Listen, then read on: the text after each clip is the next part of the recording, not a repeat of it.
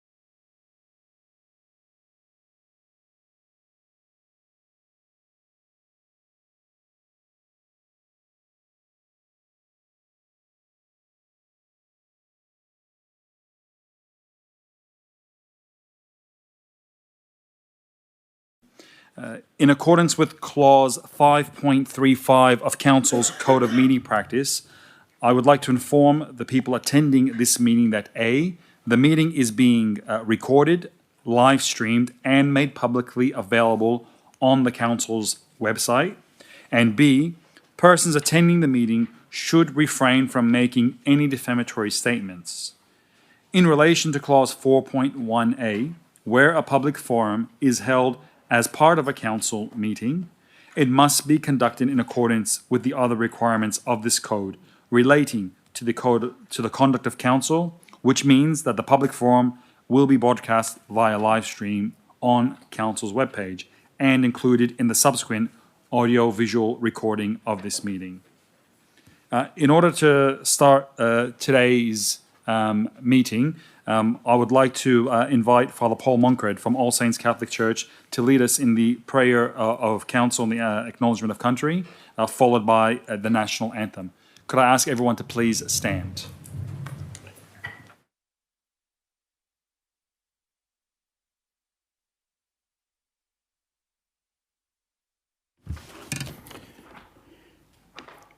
Before we begin proceedings, we would like to acknowledge the traditional custodians of the land on which we meet and their ancestors past and present. The Cabrogal clan of the Darug Nation. I also acknowledge that this land was accessed by peoples of the Dhurawal and Darug nations. We affirm our hope and dedication to the good government of our city and the well-being of all of Liverpool's residents, no matter their race or creed. Today we affirm our hope for sound decision-making by Council, which will improve the quality of life in our city. We express our expectations and best wishes for Australia, our nation's future, the Mayor, councillors and staff of Council, and all those associated with good government in Liverpool. Prayer before Liverpool Council meeting. The author of the biblical letter of St. James writes, "You must understand this, my friends, that everyone be quick to listen, slow to anger, for your anger does not produce God's righteousness." Almighty God, we gather in a spirit of gratitude for the many gifts in our city, especially the people. May our civic leaders gathered here recognise and encourage the great efforts of so many. May they work together to enable citizens to fulfil their aspirations, develop individual, family and group potentials, and hence contribute to the building up of our communities and our city. May they support those who are struggling or new to our area by lessening anxieties wherever possible and providing new or renewed opportunities. Notwithstanding their different perspectives, may they conduct council business in a spirit of mutual respect and shared commitment to the common good. May their service be humble, relevant, generous and honest. May they inspire unity in the diversity of interests in our city by the way they manage diversity amongst themselves. May they receive encouragement for their efforts and find creative balance between public service, professional demands and personal and family needs. May their efforts enable substantial benefits for Liverpool and the southwest of Sydney. Moved by God's Spirit, we pray this prayer. Amen.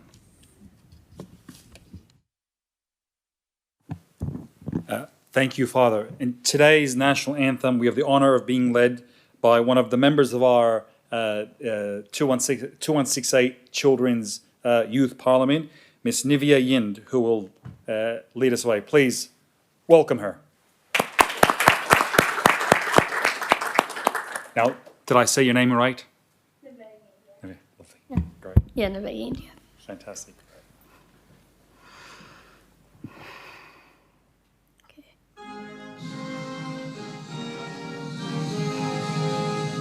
Australians, all let us rejoice, for we are one and free. We've golden soil and wealth for toil. Our home is good by sea. Our land's about in nature's gifts of beauty, rich and rare. In history's page, let every stage to advance Australia fair. In joyful strength, and let us sing, advance Australia fair. Beneath the radiant southern cross, we'll toil with hearts and hands to make this commonwealth of ours renowned of all the lands. For those who come across the seas, we've boundless plains to share. With courage let us all combine to advance Australia fair. In joyful strength then let us sing, advance Australia fair.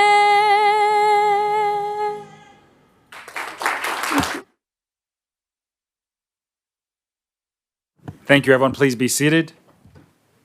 And thank you very much, Nivea, for doing that for us. We really appreciate you here. And can I say it was wonderful, and we greatly appreciate what you're doing representing the kids at the 2168 Youth Parliament. So thank you very much. Please give her one more round of applause. And Father Paul, thank you. We won't give you a round of applause, but we thank you sincerely for your prayers and your well wishes. So thank you. The next item on the agenda is apologies and applications for a leave of absence. I have one apology from the Deputy Mayor, Councillor Green. I would like to move at this time as part of that Council number 1 grants Deputy Mayor Dr. Betty Green leave of absence from all ordinary council meetings from the 29th of October to the 12th of December 2025, noting her certified medical leave. 2, record this leave of absence in the council minutes in accordance with the Code of Meeting Practice. 3, appoint an acting Deputy Mayor, Councillor Peter Harrell, to perform the functions and duties of the Deputy Mayor during the period of Deputy Mayor Dr. Betty Green's approved leave of absence, and that Council resolve that way. 4, continue Councillor Green's payments, and 5, express our best wishes to the Deputy Mayor on her recovery.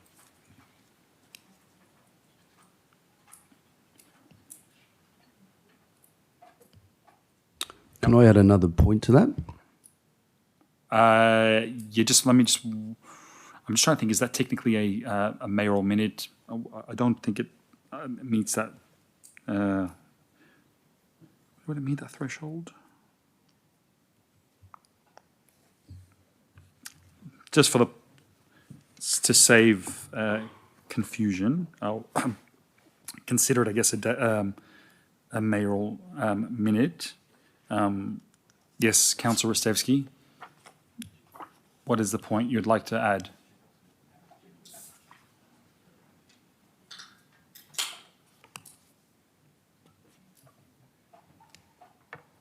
Did you have one, Councillor Rostevsky? Okay.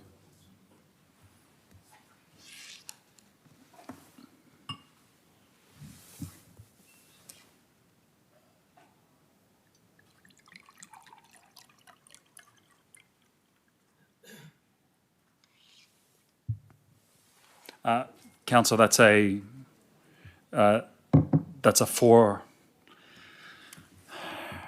foreshadowed motion. Number 1, And number 2, as a mayoral minute that has been moved, then the other points, you cannot move a foreshadowed motion from a mayoral minute. Are you sure? I read somewhere that you can. I'm happy to be corrected. If you can Can I take me. speak against the motion? Yeah, but if you can, just to clarify, do you remember what part of the Code of Meeting Practice that says that? Not really, but I'm sure my capable colleague will find it.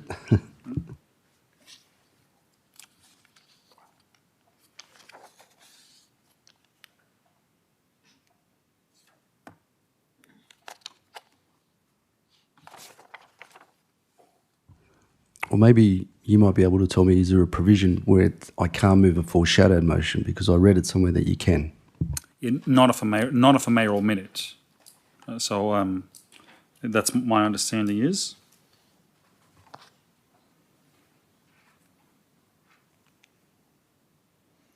So is there anything you'd like me to consider to add on to this that is in the spirit of this mayoral minute?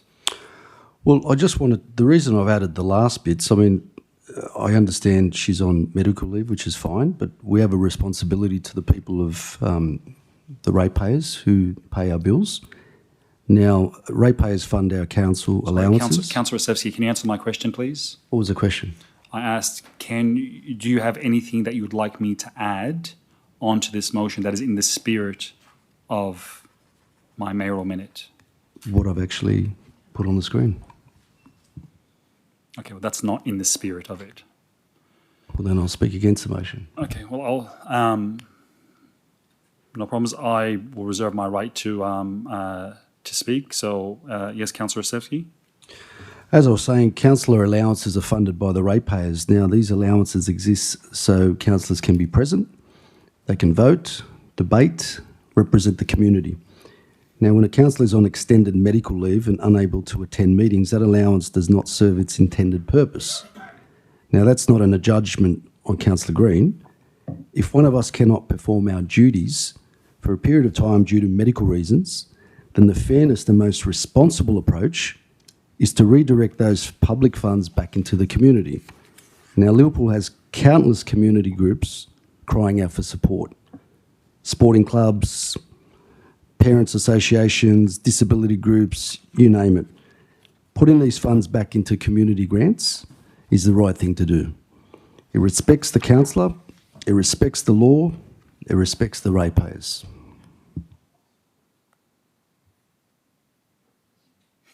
Sorry, Councillor, your point about respecting the law, I don't think it's an appropriate example move to that. make. Thank you. Great. Are there any of the speakers for or against? Yes. Sorry. I don't believe you can do this. Councillors are paid an allowance which is for the duration of their term. And if a councillor is away sick, that doesn't mean to say that councillor is not paid for the duration that that person is sick. I don't think you can do this. Let's get some legal advice. Yeah, sorry, Councillor Harrell, there is that motion isn't particularly on the book, so it does not need to be debated. Councillor Osevsky is only speaking against the motion. No, that's fine. Any other speakers for or against? Just out of interest, my question is to the CEO.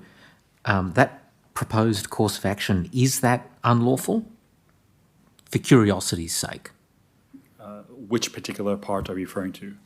Your question? The proposed amendment or foreshadowed motion that Councillor Rostevsky attempted to move. You cannot move a... The question's to the CEO.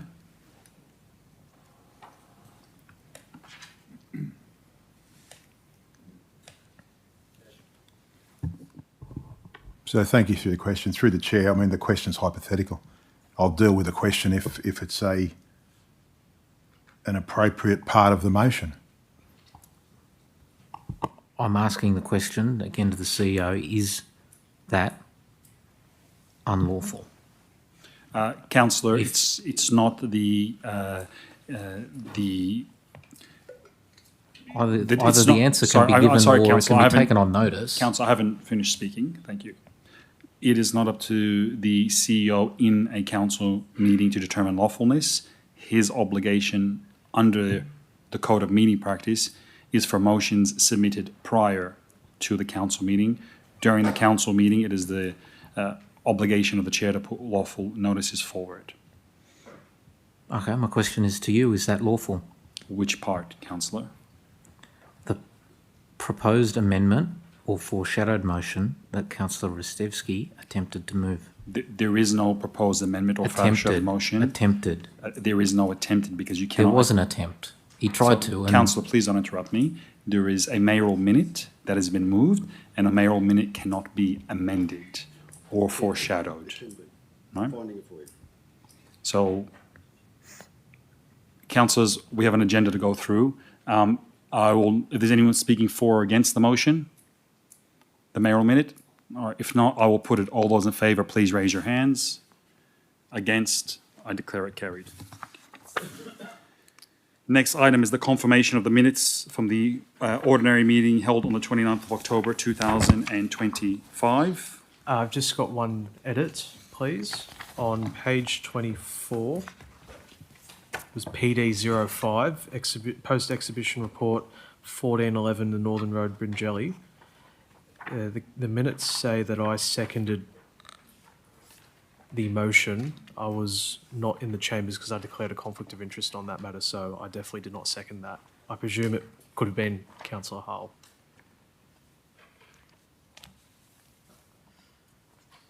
If we can just have that rectified after the council meeting with that adjustment. If PD05. If we can have that noted down.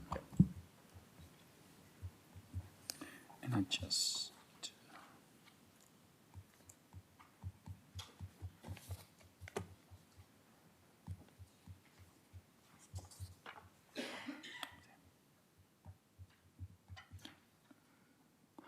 do we have a mover? Councillor Hall, would you happy to move the minutes?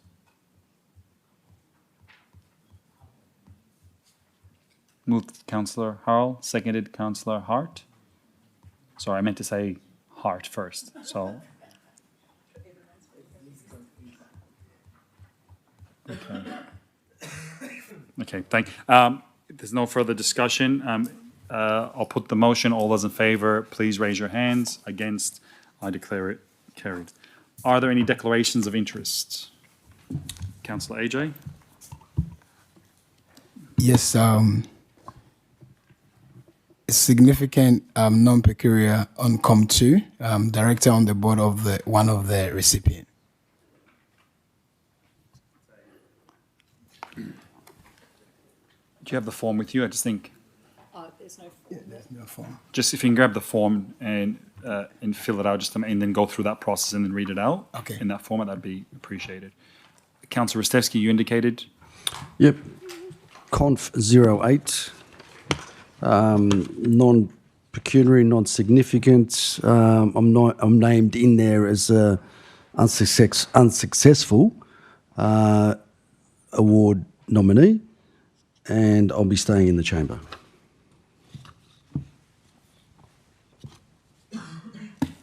Any further? Yeah, so through the chair, I'm just going to forecast, Mr. Mayor, that there may be some conflict of interest in relation to some confidential papers provided to councillors but not to staff.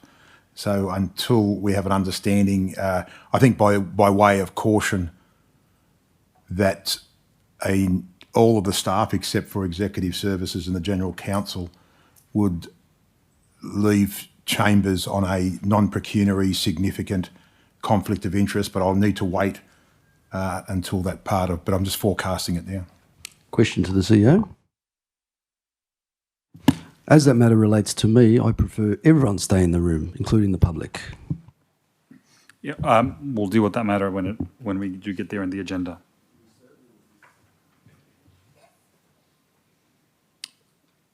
Okay. So, Councillor AJ, if you want to do your one, please. Yes, conflict of interest, significant non-peculiar income too. Director on the board of one of the recipient income too. I'll be leaving the chambers. So it's you say non-pecuniary, significant, Yes, and you'll be leaving the chambers, and because you are on the board board, of directors. and the number was Com 02. COM 02. Yes. Okay, excellent. Thank you. COM, C-O-M, I think, C-O-M. Okay, I think.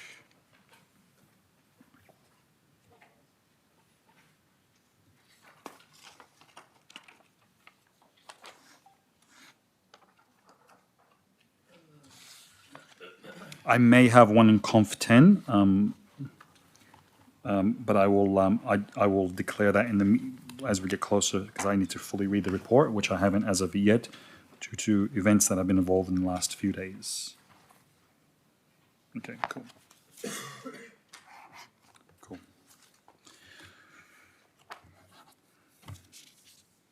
Thank you very much. Okay, we'll now move into the public forum of today's meeting. The first speaker we have is Ms. Zainab Hamka, who would like to address council on NOM 01, traffic, parking and safety concerns, 25 Simone Crescent, Casula.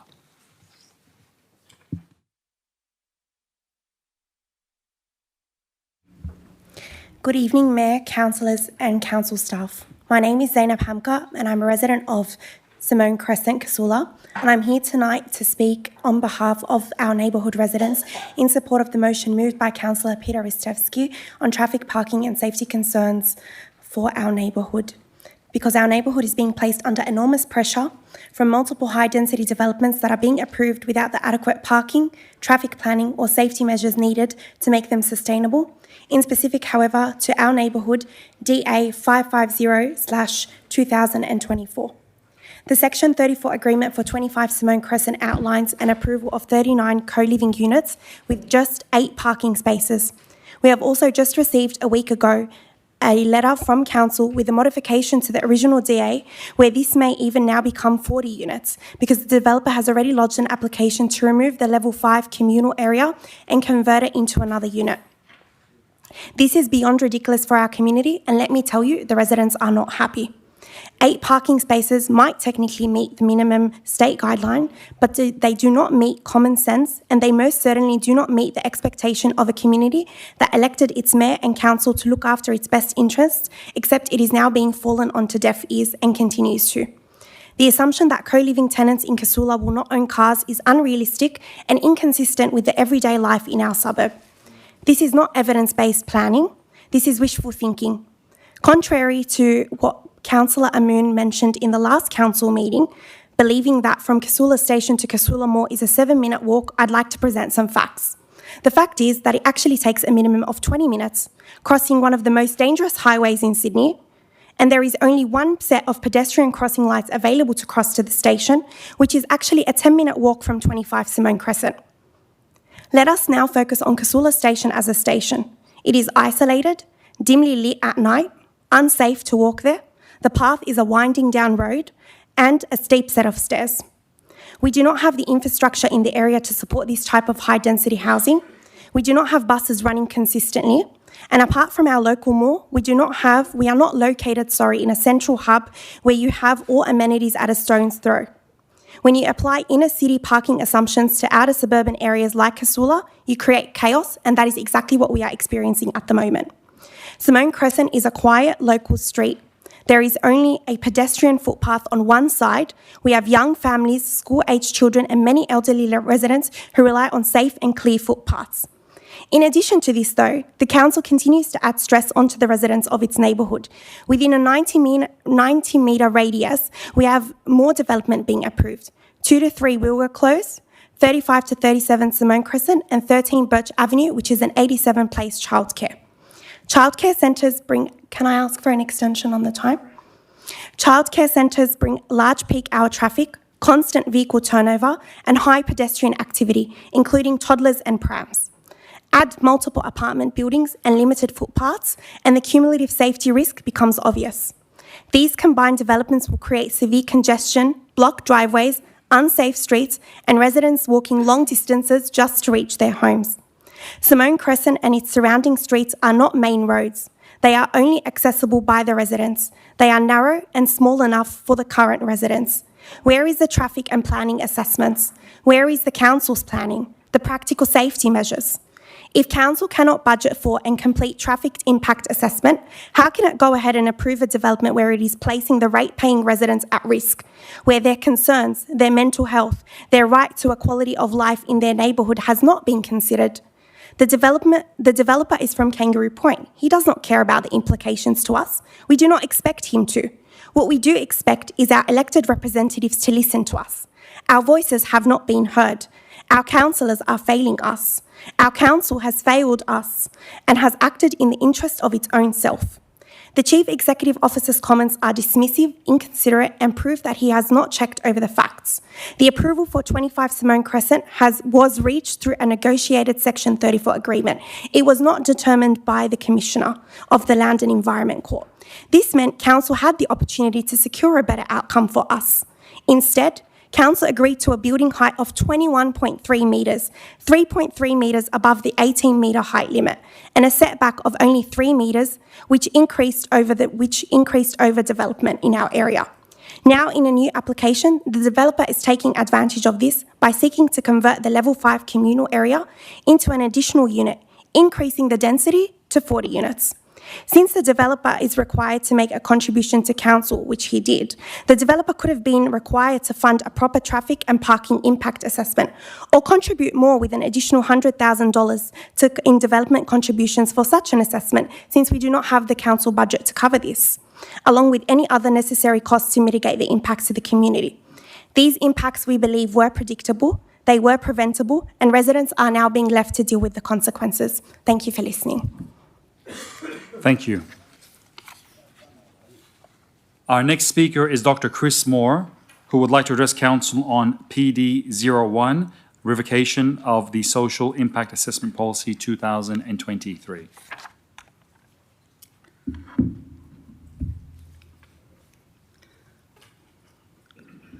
Good evening, Mayor, Deputy Mayor, councillors and our local community members. I'd like to take a few minutes to discuss the proposed Planning and Design Report, reference PD01 on page 111 from a community view. The value of a Liverpool City Council Social Impact Assessment Policy is that it makes a statement of intent and priority to the Liverpool City Council staff and to local communities.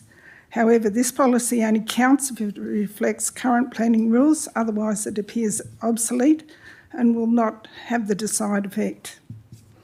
Liverpool City Council has identified the need for review, and that's the review that would have happened earlier in the year, and is planning to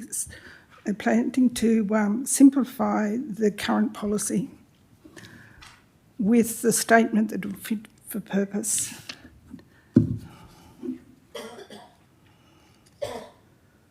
Now, the council agenda proposes a simplified public-facing how-to guide will improve clarity and usability and accessibility for applicants while continuing to promote the identification and management of social impacts in the development process. This change will support more consistent, transparent and effective assessment outcomes. To ensure social impact considerations remain embedded in Council's statutory framework, relevant objectives and controls will also be updated within the Council's DCP. What Casula community would suggest? We ask for an extension of time to provide feedback on. We'd like an extension of time so that we can provide feedback on the how-to guide when it gets to its final draft stage, the proposed additions to embed SIA in the DCP when these are at the final stage, and an appropriate length of time for the community consultation might be around 8 weeks. And we suggest this does not include December or January. So what we're asking for basically is for the community to be, for a fairness to come for the community, that it's not just a matter of convenience for a council member who is looking to provide to finish the design and the planning and design report. So what we're asking for is a fair go.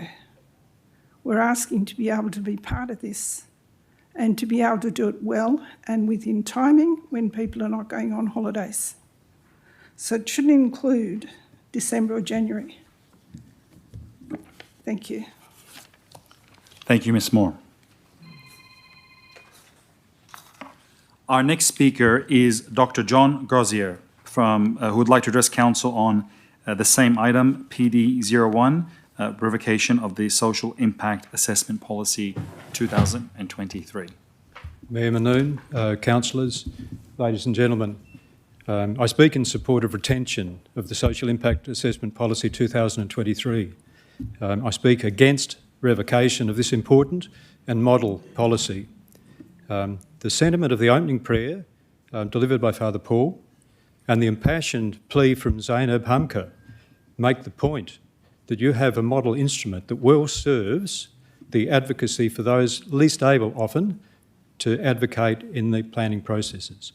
Now, my name is John Crozier. I am a surgeon. I've been privileged to provide service in Liverpool Hospital for over 3 decades. I've seen the downstream effect of some poor planning decisions and the failure to put social impact of the locals on the scale of considerations. I saw that firsthand as a former resident in Wattle Grove, raising a young family for several years. And it was the push by a hotelier who lived well remote from that suburb to go for 24-hour trade in a residential suburb. We'd seen the degradation of the amenity in that suburb with the epicentre the hotel. And it was the voice of the local constituency gradually that saw that application halted. I was also privileged to have been invited as a representative of the Kashula community in a number of matters that pertain to planning activity that would have impacted significantly on disadvantaged and already suffering communities. And I particularly make a plea for consideration of the women and children in a number of these communities. It's especially on behalf of the newly arrived in the country and those with less socioeconomic advantage, less knowledge of process, on whom the longer-term consequences of planning and development impact, that the social impact considerations must be given appropriate weight in the planning process. Now, you've all been well served by a very deliberative process which culminated in your current social impact assessment policy of 2023. That's only 2 years ago. A very deliberative policy. It's a model policy. It's far superior to those in many of the adjoining local government areas.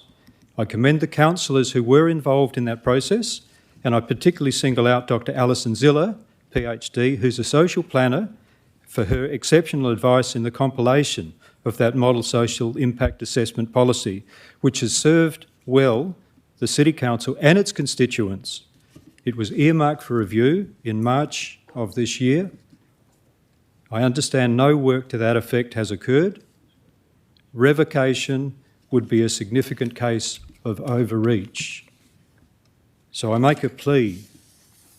If we read nothing else in that 51-page document, the opening statement, that Liverpool City Council is determined to exercise its responsibility to make equitable and precautionary social impact assessments in the public interest.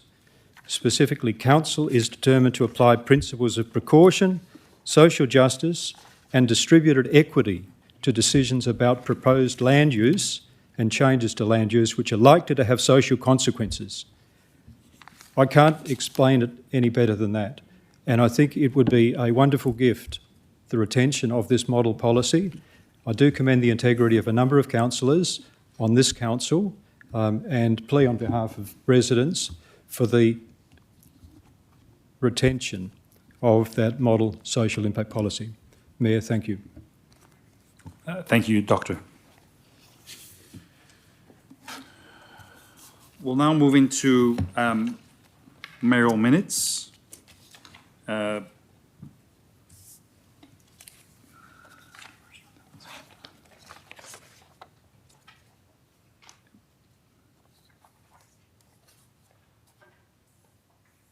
Thank you. The first item is best practice statement, code of meeting practice policy. The Office of Law Government has recently issued a new model code of meeting practice for local councils in New South Wales, the 2025 model meeting code that applies to all meetings of councils and committees of councils. The primary purpose of a model code of meeting practice is to establish a uniform, transparent, and effective framework for conducting council meetings, promoting fairness, order, and accountability. By providing standardized rules and consistent rules for New South Wales councils for meetings and debates, it helps ensure consistency across councils, ensure that decisions are informed, inclusive, and made in the best interest of the community, thereby increasing public trust and confidence in local government operations. The Office of Local Government has advised New South Wales councils that they must incorporate the mandatory provisions in the council's Code of Meeting Practice policy by the 31st of December 2025. Following extensive consultation with New South Wales councils, the Office of Local Government has made changes in the new meeting code regarding the management of mayoral minutes. Previous restrictions on mayoral minutes under the previous code have been removed, providing more agility to respond to community needs and urgent matters. Now, a mayoral minute may be put to a meeting without notice on any matter or topic that the mayor determines should be considered at the meeting without notice. To demonstrate best practice over and above requirements of the model meeting code, it is proposed that additional robust measures are stipulated and incorporated into Liverpool Council's Code of Meeting Practice policy to ensure transparency among elected officials. And I would like to move that Council, 1, that mayoral minutes should, where practicable, be circulated from the Mayor's office to all councillors no less than 48 hours prior to the Council meeting for consideration. 2, all alternative resolutions and or amendments to any notice of motion that has been published in the Council meeting business papers should, where practicable, be circulated by Mayor councillors to all other Mayor councillors no less than 48 hours prior to the Council meeting for consideration. And 3, these measures be incorporated into the Liverpool City Council Code of Meeting Practice policy. Is there any discussion? Yes, I've got a question. My question is to the CEO. Are the provisions in the model code of meeting practice regarding mayoral minutes mandatory provisions?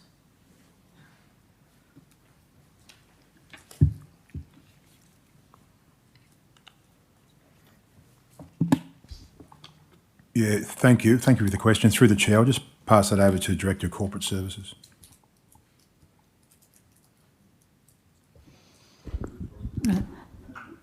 Through the CEO, yes, it is a mandatory provision. So this will just have to be a practice that the council adopts, but we can't change the code because it's a mandatory provision.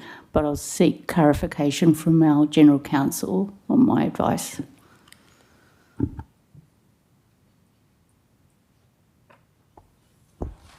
Yes, if they are mandatory provisions. We cannot have provisions in the Code of Meeting Practice that are inconsistent with them. So I don't quite know how these would be incorporated, but they could only be a guide, it couldn't prevent the mandatory provisions from operating, which would also be in the code.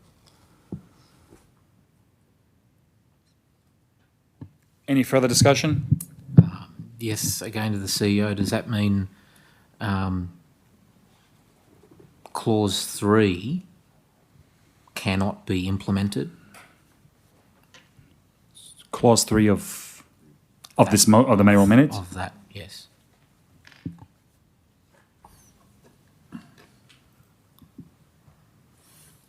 Thank you. Through the Chair. Well, it depends on your interpretation of the word incorporated, because obviously the mayoral minutes don't need to be circulated at all, and this is concessional by 48 hours. So it's over and above what the model Code of Meeting Practice may mandates. But I'll just pass that back over to the General Counsel for any other further comment. I think referring to over and above is slightly complicated. It cannot be inconsistent. It cannot require people to do things that the mandatory provisions of the model code do not require them to do, or say, or where they specify a different procedure. I must confess it is something where some reflection would be useful. I mean, I would certainly like the opportunity to consider this, but those are my views on the floor, as it were. My question is to the CEO. Would incorporating this into Liverpool's code of meeting practice be inconsistent with the provisions of the model code?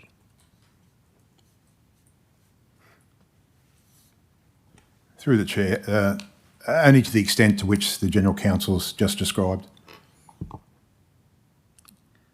Can I suggest, Mr Mayor, that we maybe defer this for further consideration by General Counsel? Thank you, Councillor. Can we just scroll back up a little bit, please? Keep on going, please. So what I just want to refer, I guess, everyone to is, I guess, the subject line of the proposed mayoral minute, and it's the key word being statement. So, and the other word, obviously, best practice. So the objective is, once again, saying we're not being inconsistent. What we're saying is that we're acting as a best practice that we consider that statement.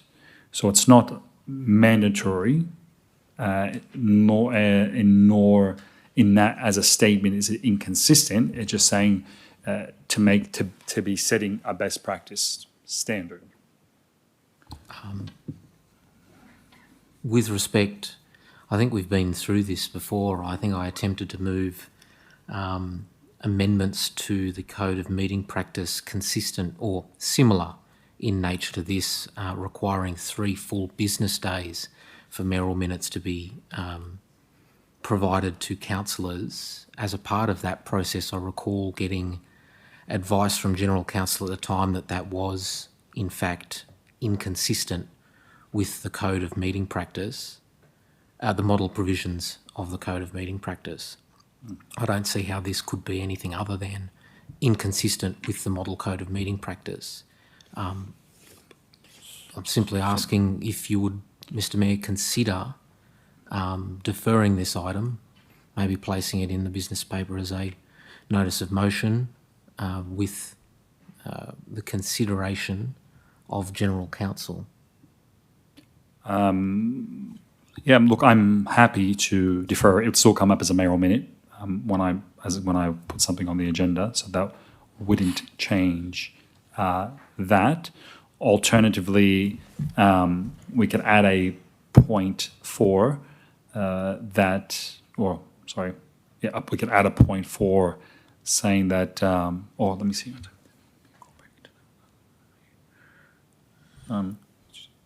At the end of the point 3 where it says practice policy,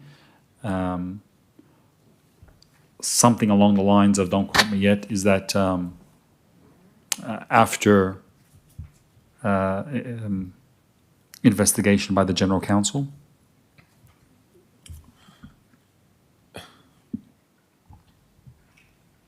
You can't incorporate something that is inconsistent with the model Code of Meeting Practice. Well, it's inconsistent. Again, with respect, we've been over this, we've covered this, I think, last year. I attempted to put in the Code of Meeting Practice a requirement that mayoral minutes be placed on the business paper with 3 full business days in advance. It was, advice was provided that it was inconsistent with the code, and I pulled it. This is the same thing, it's just a different time. It's inconsistent. The difference being, councillor, in the situation you just described is requirement, where this is not a requirement. This is a statement. That's fine, but then it can't be incorporated into the code. Well, once again, I guess the point of my, rather than defer and re-debate the matter and take time and re-debate the matter, is that if councillors generally agree with the principles within it, this be incorporated subject to the General Council checking that. No, if he's going to check it in any event, that should come back to council so he can make a decision on the advice that's provided. I'm just... and if you could not interrupt me, like earlier this evening you asked that I not interrupt you,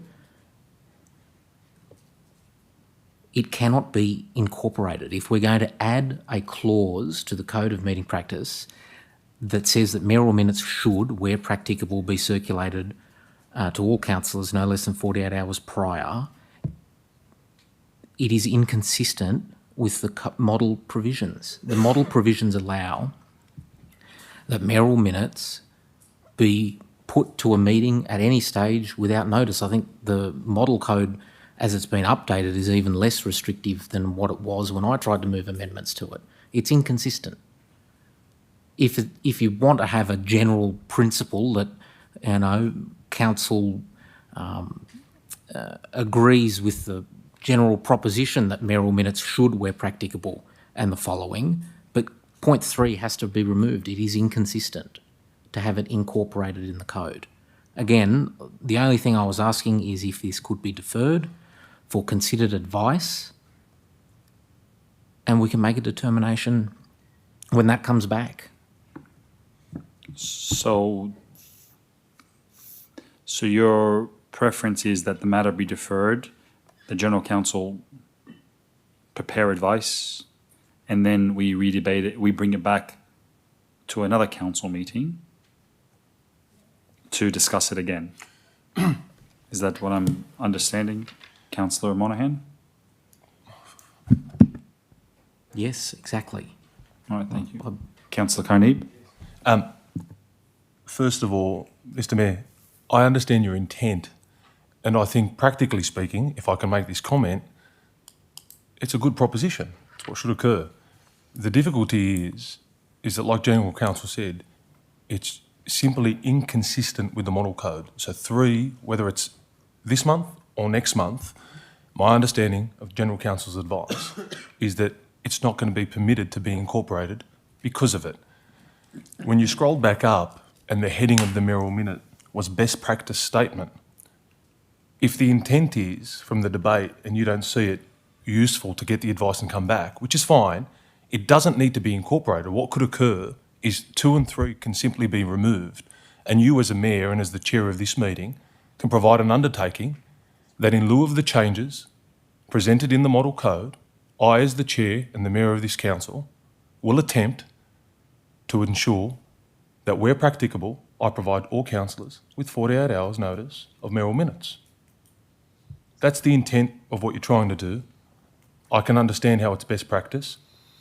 That's a statement that you're making to us as councillors. We hear it, we understand it. It's recorded in the minutes as a mayoral minute. And it doesn't contradict the model code because it cannot. Whilst I can say fundamentally I'd agree with it. I'd agree with it being as a principle in the code. I can't because it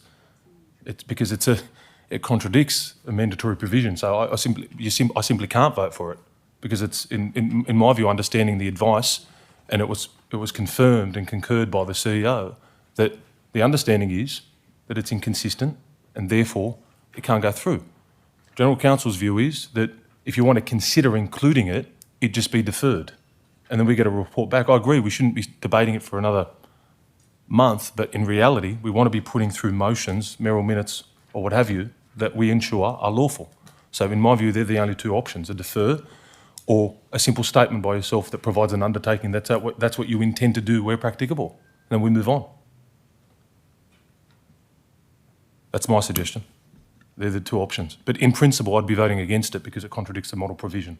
Just for the purposes of outlaying my indication of what I'll be doing, because 3 cannot be put in place.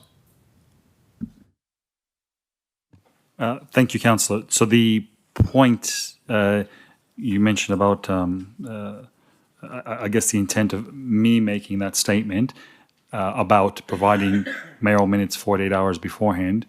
The second part of this recommendation also relates to amendments to motions that are already in the booklet. And that likewise, that councillors will then circulate those 48 hours beforehand and deal with them like a mayoral minute. So I guess the undertaking is, once again, it's about all of us taking the undertaking versus just myself. So, so just on that. Yeah. So then if Can, we can I would just say something in respect of that? And I'm not intending to, if you want to continue, it's fine. The problem with that is mayoral minutes as part of the model code. The provision is that you can spring it upon us whenever you want. That's what essentially the provision is. That's that's what a mayoral minute is. You can give us notice. You don't have to give us notice. With items in the agenda, all councillor is on notice of it when it comes about, when the agenda is released. Sometimes you get addendums. Sometimes you get addendums on Monday and Tuesday, like we've seen in more recent times. The difficulty with that is I, as a councillor, I'm not going to provide my undertaking is simple, and I'll do this all the time, so I'm happy to say it on the record. Where practicable, I'll do so where I think it's appropriate. The intent behind the mayoral minute is that we're not sprung with mayoral minutes at the last minute. So mayoral minutes are different to amendments that arise out of a business paper agenda that council staff put forward and councillors give notice of 2.5 weeks that we all have the time to consider. And the whole purpose of this council meeting where people show up or people tune in is to debate issues, and that's the whole purpose of this. It really doesn't need to be a mayoral minute or a statement at all. The fact is that you've indicated your intent to provide councillors with 48 hours notice where practicable. That's where it stands. If it needs to be refined in writing, then that's fine. And I think a mayoral minute should, where practicable, be circulated from the mayor's office to all councillors no less than 48 hours prior to the meeting for consideration. That's a clear statement of your intent. Thank you. So I'd like to change point 3, please. Just point 3. Okay. Thank you. Yeah, go.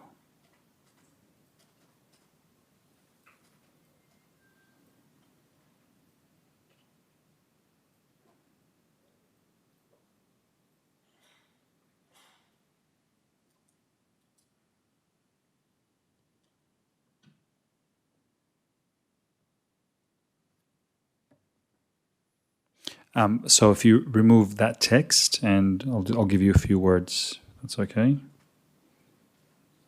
3, receive a report back at a future council meeting to see if a statement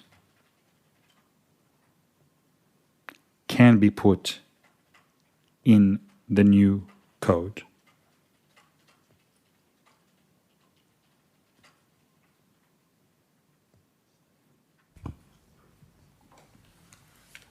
Can I ask what that statement refers to? Any statement or a particular statement?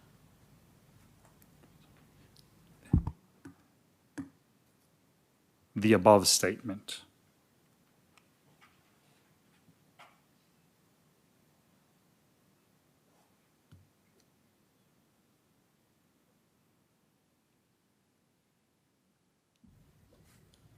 Can I just comment, Mr Mayor, to say, with respect to yourself and the staff hassle, I went to 2 sessions with the appropriate staff of council, and I'm happy to say this, quite frankly, I was never a fan of receiving mayoral minutes last minute. I didn't like it. I didn't enjoy reading them when I got here when people were having dinner. I didn't enjoy it at all.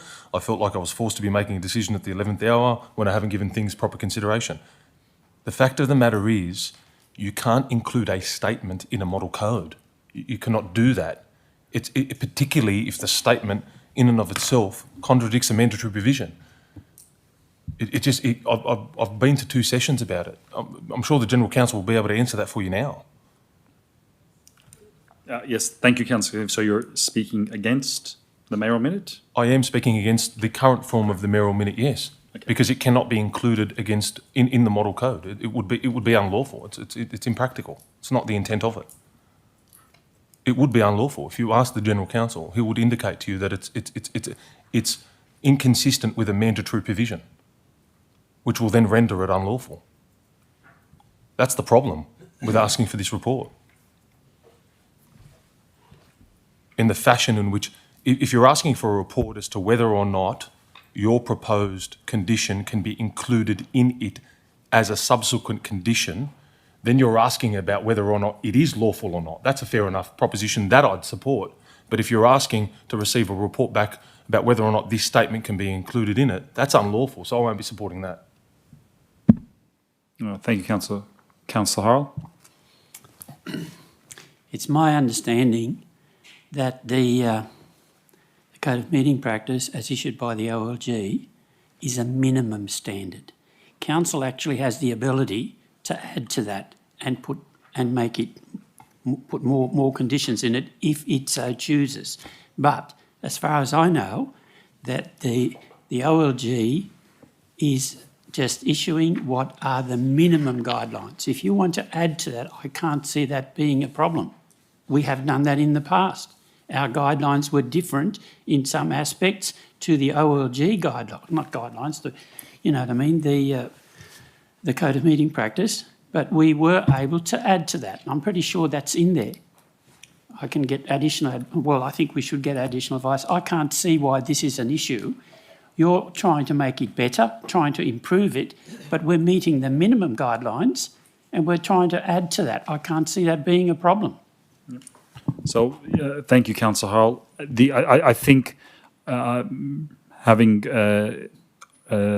heard Councillor Monaghan his views, I'm of the view that I think point 3 effectively acts like a deferral. So it's a statement that's not in the document, and it now gets investigated.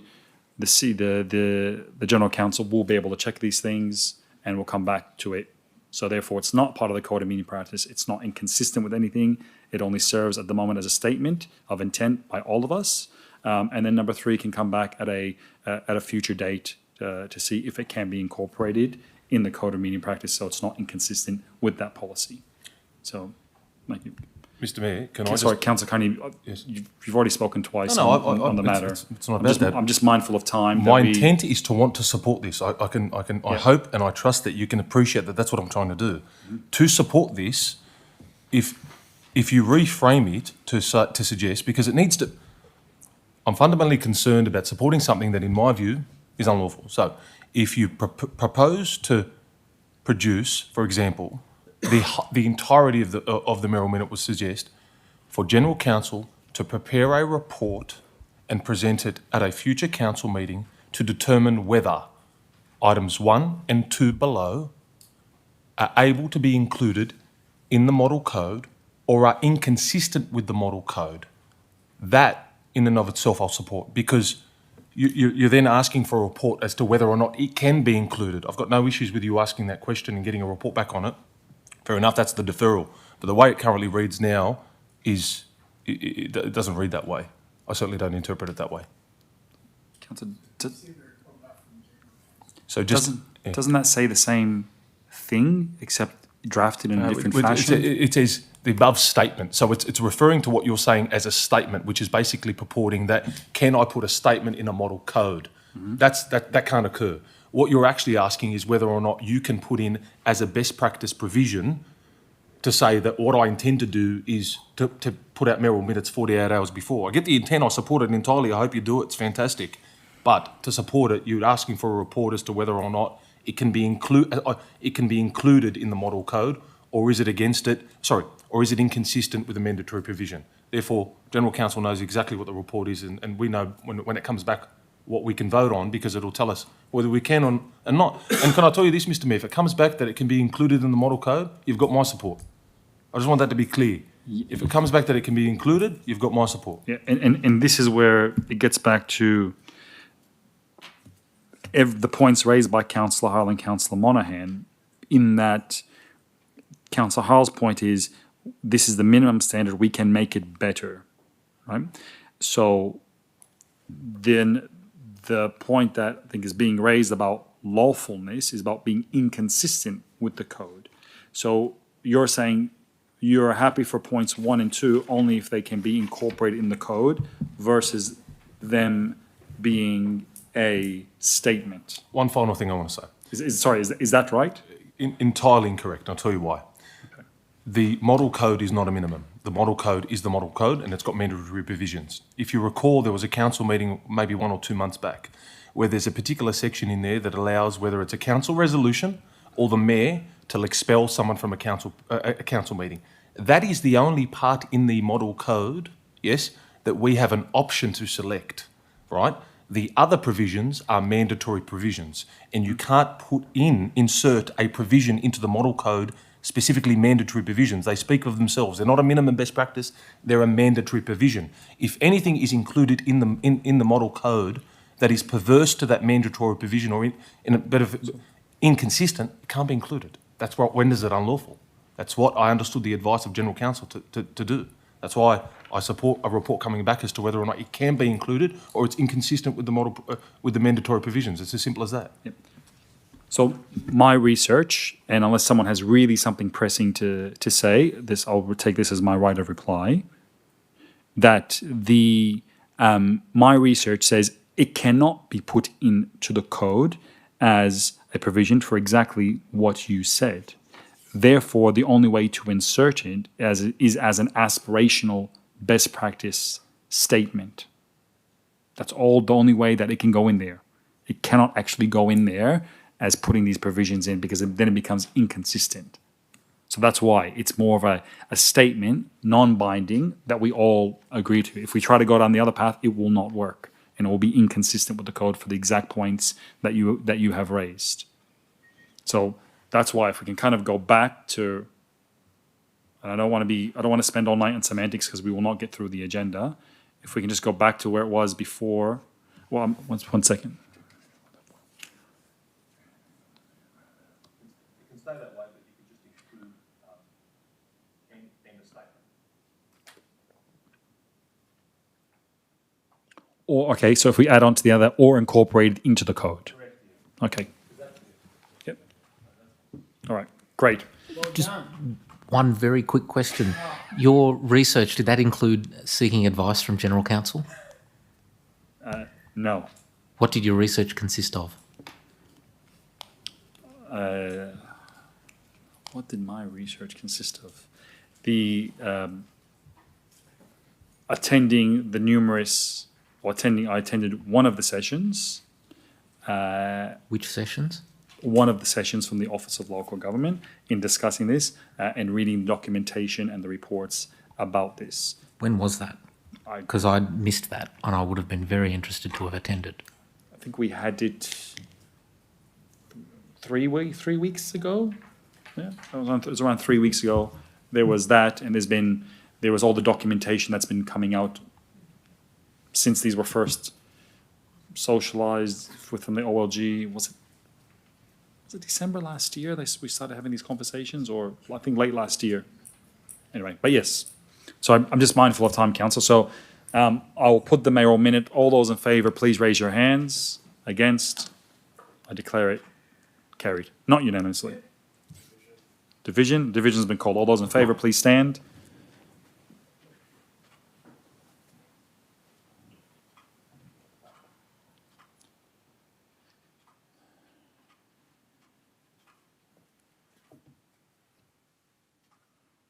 Those against?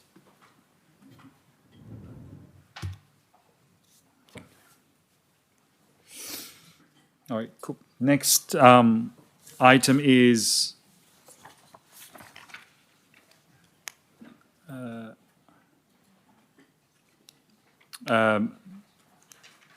regarding the 309 Squadron of the AAF Cadets. Council recently received a two-part request from Commander Flight Lieutenant Meredith Thompson, representing the 309 Squadron Australian Air Force Cadets for Council's consideration. A, to bestow the honour of the title City of Liverpool and grant freedom of entry upon the 309 Squadron to recognise the strong links between the unit and the Liverpool community and allow them to use the phrase in their new logo and branding. B, if the freedom of entry is granted, it is proposed that planning would commence to exercise the freedom in a parade to mark the anniversary of the Union on the 1st of July 2027. The history of the freedom of entry to the City of Liverpool, the City of Liverpool has bestowed the freedom of entry just 3 times in its 150 years of local government. The Australian Army's Royal Australian Engineers were granted freedom of entry in 1959 and reaffirmed in 2018 as part of Liverpool's centenary of armistice commemoration. The Australian A-League's Moorebank Squadron were granted freedom of entry in 2022. The 2018 and 2022 occasions both featured a parade through Liverpool Town Centre, a formal challenge outside Liverpool Courthouse, and community activities at Big Park. And I would like to move that Council 1, approve the use of City of Liverpool by 3009 Squadron Australian Air Force cadets in their new logo and branding, and 2, grant freedom of entry into Liverpool with the associated official parade ceremony and formalities to coincide with the 309 Squadron's 10-year anniversary on the 1st of July 2027. Is there any discussion? I will put the motion. All those in favour, please raise your hands. Against, I declare it unanimous. Mr. Mayor, I'd like to move a motion to reorder the business items, specifically to bring PD 01 up to be the next item to be debated. PD 01. Where is PD?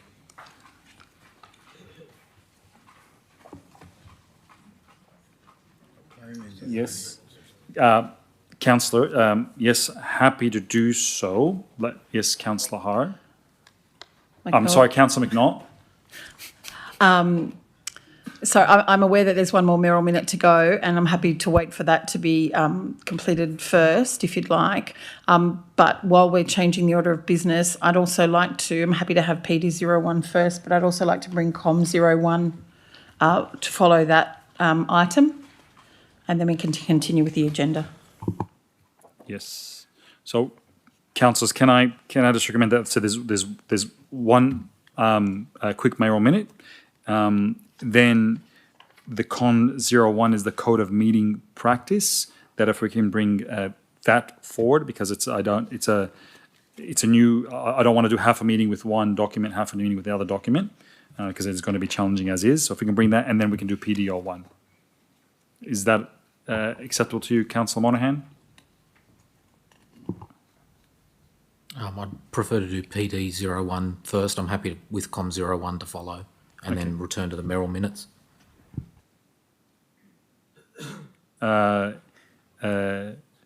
Yes, that's fine, but I'm still going to do the mayoral minute first, as it'll be very quick. I just want to get that off the agenda. So, well, I suppose that the motion does lapse. There's no seconder.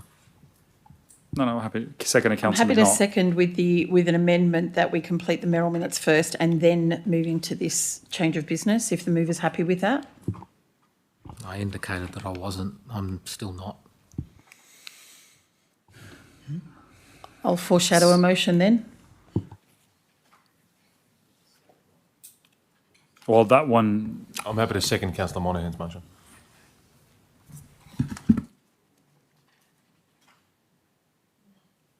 Well, that's fine. Can I just?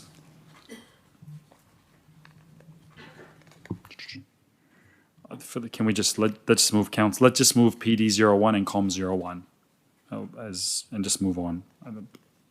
No, I think just move on. All right. All those in favour of Councillor Monaghan's motion, please raise your hands. Against, declare it carried. Councillor Monaghan, did you want to? Oh, so Councillor McNaught? Mr Mayor, I have a motion Yes. for PD 01. Yes. I'd like to amend the motion in the book. So number 1 would stay the same, that we receive and note the report.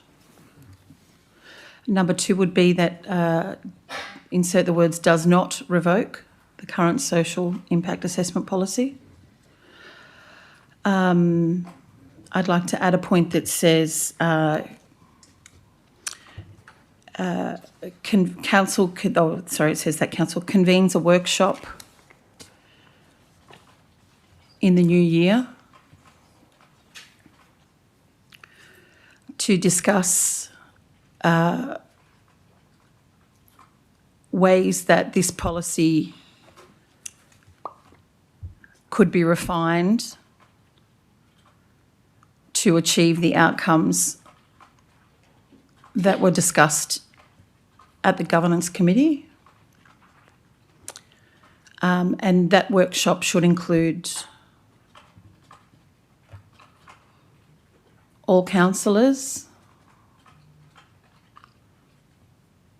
and relevant staff and other stakeholders, including our presenters from tonight, Dr. Chris Moore and Dr. John Crozier, and also Ms. Alison Ziller, I believe her name was, who couldn't make it tonight.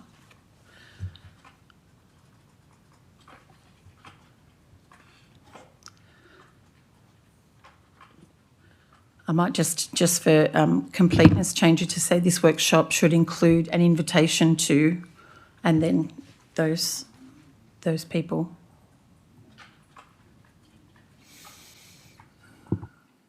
So does by not revoking the policy, does that negate 3 and 4? Or? Yes, sorry, we don't need 3 and 4 anymore.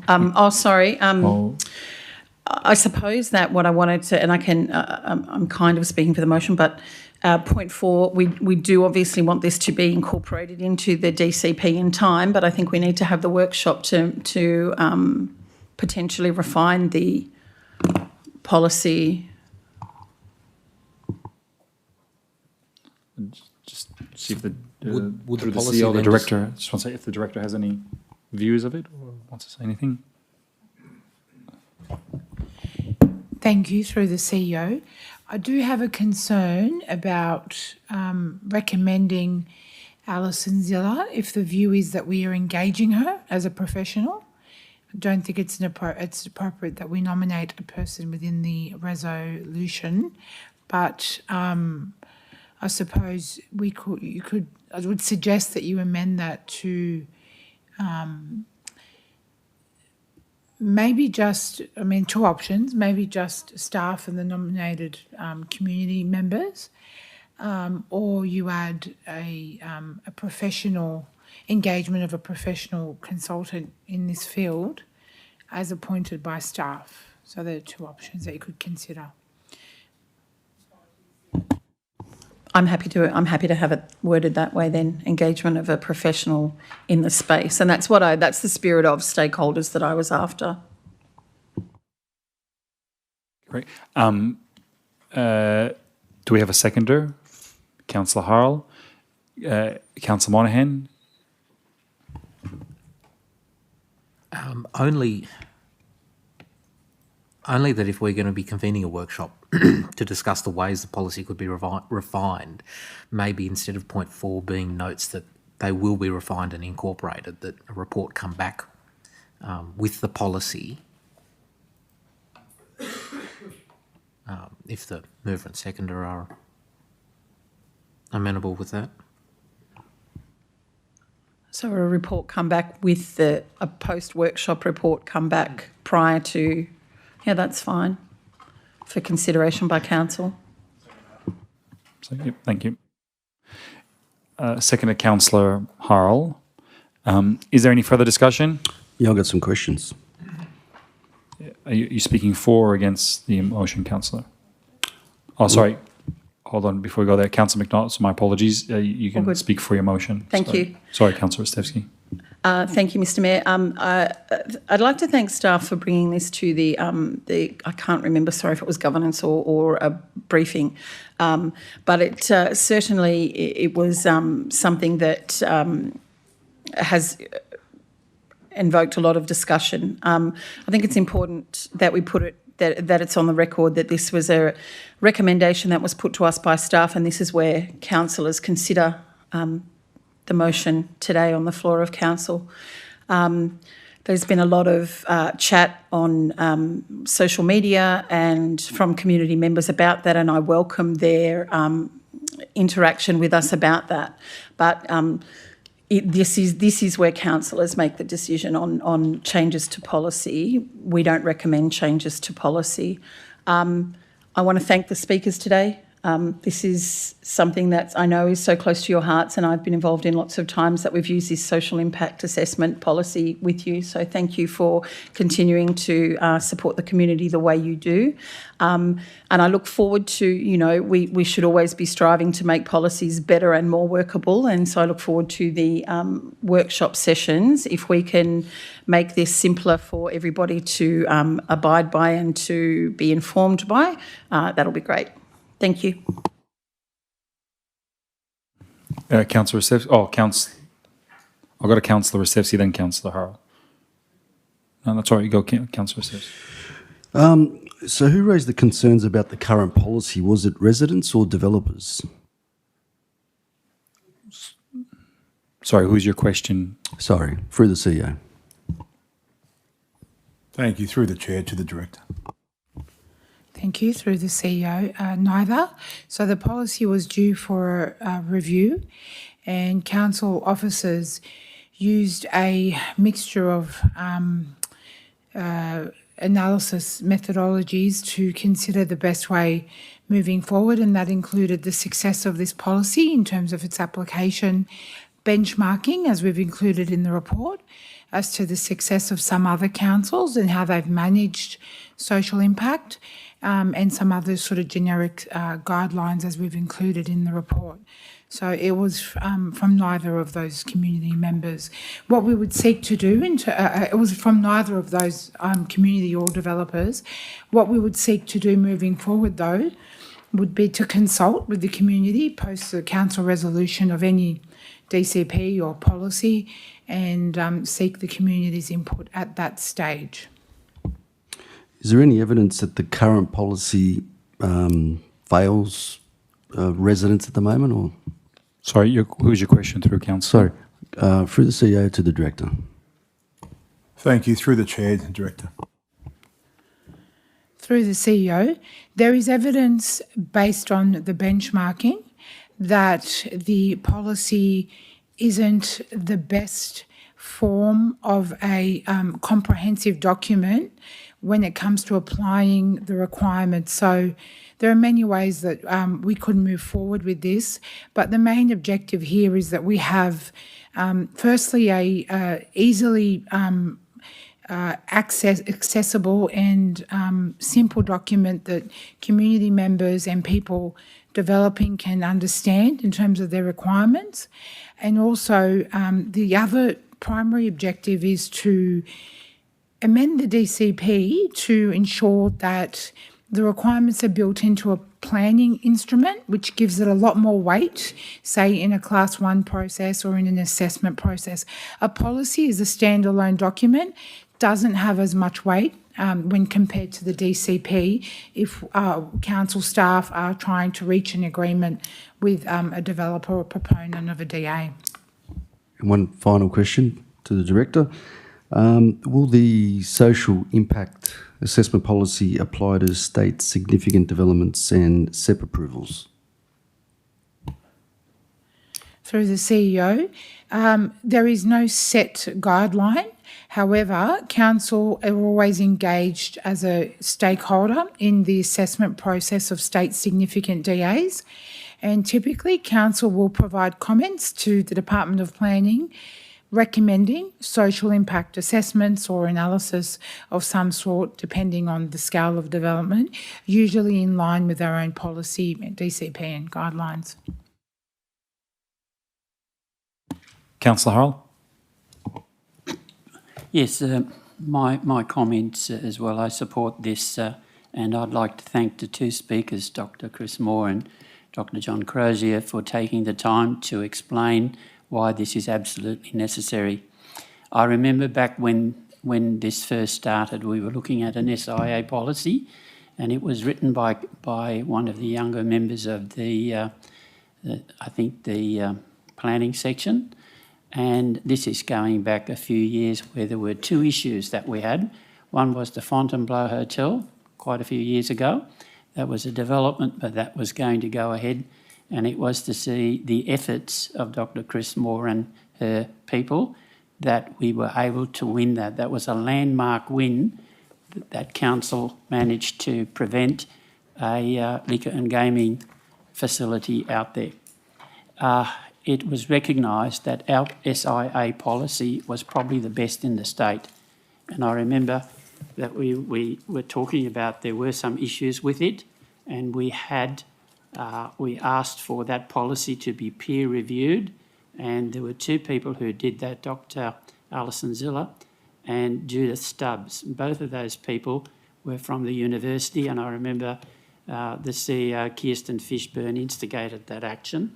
It was very successful, and the same SIA policy was used in a recent case and overturned an issue with hotels. So to get rid of it, revoke it, I think is really bad, and therefore I think we should really look at it and look at the issues that were raised in the report and see if we can solve them. The other thing is the DCP it allows variations, I believe. It's not as powerful, I believe, as an LEP. Is there any way that that can be put into the LEP rather than just the DCP? The DCP, as far as I know, is basically a sort of a recommendation of what can be done, but it can be changed, where the LEP can't. Now, I'm not so sure. We can ask the director to elaborate on that. Thank you. I'll refer that to the CEO. Thank you. Through the chair, that'll be part of the workshop, councillor. We'll look at the best fit for where the SIA has the best. Councillor Moon.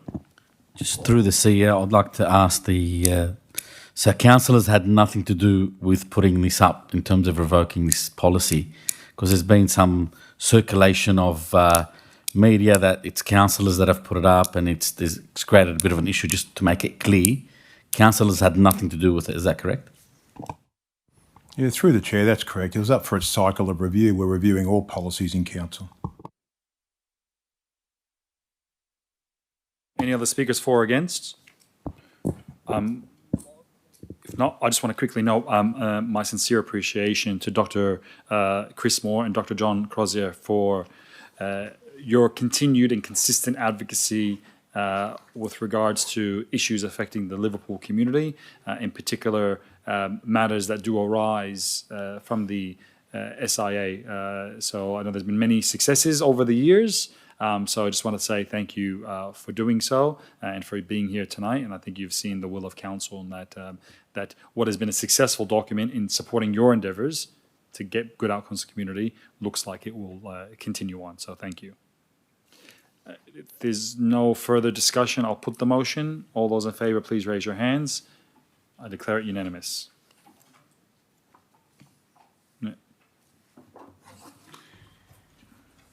Next item is COM 01, page 117, tab 16, 118. Councillor McNaught.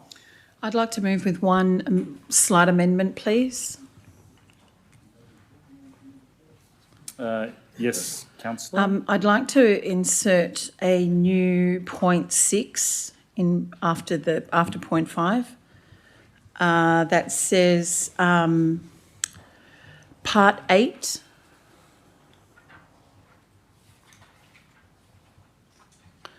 Part 8 to revert back to the model code of meeting practice.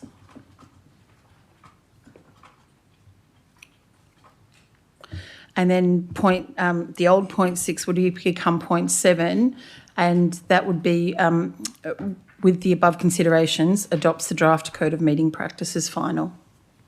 Do you have a seconder? Seconded, Councillor Harrell. Any discussion? Yes, I've got a foreshadowed motion. As per those points, except point 6 to read that the code implements clause 15.16 rather than 15.15. Do you have a seconder? Yes. Seconder, Councillor Carneep. Councillor McNaught. Thank you, Mr Mayor. I want to thank the staff for the amazing amount of work that they've put into this report. It has been challenging, I'm sure, and thank you very much for everything that you've put through, for the interpretations that we've asked for about 1,000 times, and this is something that has come to us quickly and been dealt with very swiftly by staff, so I'm really grateful for that. I think that the way that we've put this forward, as per my motion, is in line with best practice, as the model code has shown to be the will of the minister, and I again commend council for the work that they put into it, which was very collaborative with us as well. So I ask for your support for the motion. Thank you. Councillor Harrell. Yes, just in support of that, I attended the conference yesterday, I think it was, and at that conference this issue was debated, and the general consensus of the conference was that they were not happy that the briefing sessions were cancelled, and they actually moved a motion, which was, I think it was unanimous, to allow the briefing sessions under certain conditions to reoccur. Is there any further discussion for the motion? I've just got a question. Mr Mayor, perhaps through to the CEO, the provision 15.15 is one of those provisions where it can be 15.15 or 15.16. Can I ask, on what basis was it sent out to public exhibition that 15.15 be proposed as opposed to 15.16? Thank you. Thank you for the question. Through the chair, I recall that being a question from council previously in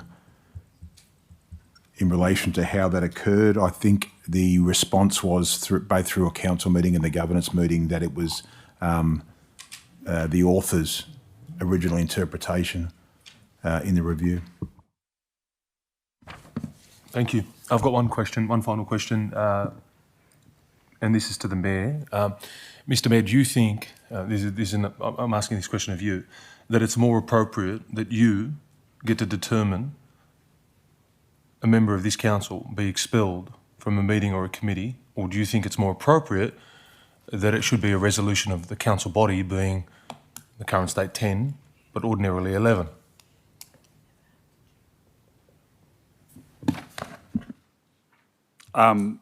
I missed the last part, but the gist of, I guess, if you're asking me if I'm speaking for or against this, what my views of the world are, I support the recommendation of council staff and the ability to, under the Act, if I'm under 226, I forget which letter it is now, as responsible for the well running of a meeting, I will agree with the Office of Local Government on this one, that it is it assists in doing that, because ideally I would hope to never have to use that clause. Of course, but your view is that it should be, as I understand your answer, is your view that you should hold that power and only you, as opposed to the 11 on this governing body. Yeah, yes, because as under the Act, it's my responsibility, and it will assist in the governing of the conducting of the meetings. Well, you've answered my question. Thank you. So I'm speaking I am in support of this motion, as moved by Councillor McNaught. Any other further discussion? I'll put the motion. All those in favour, please raise your hands. Against, I declare the motion carried. So, on that note, the code now applies going forward as now an adopted policy of council. I'm sure we're going to have our teething problems, in particular me, so I apologise from the get-go. I would love if there was if we have a code that it's printed out by itself. Yeah, just if there is one that's separate that I can use, that would be very useful.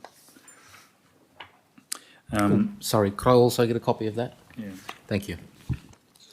Now, last mayoral minute before we get to the noms.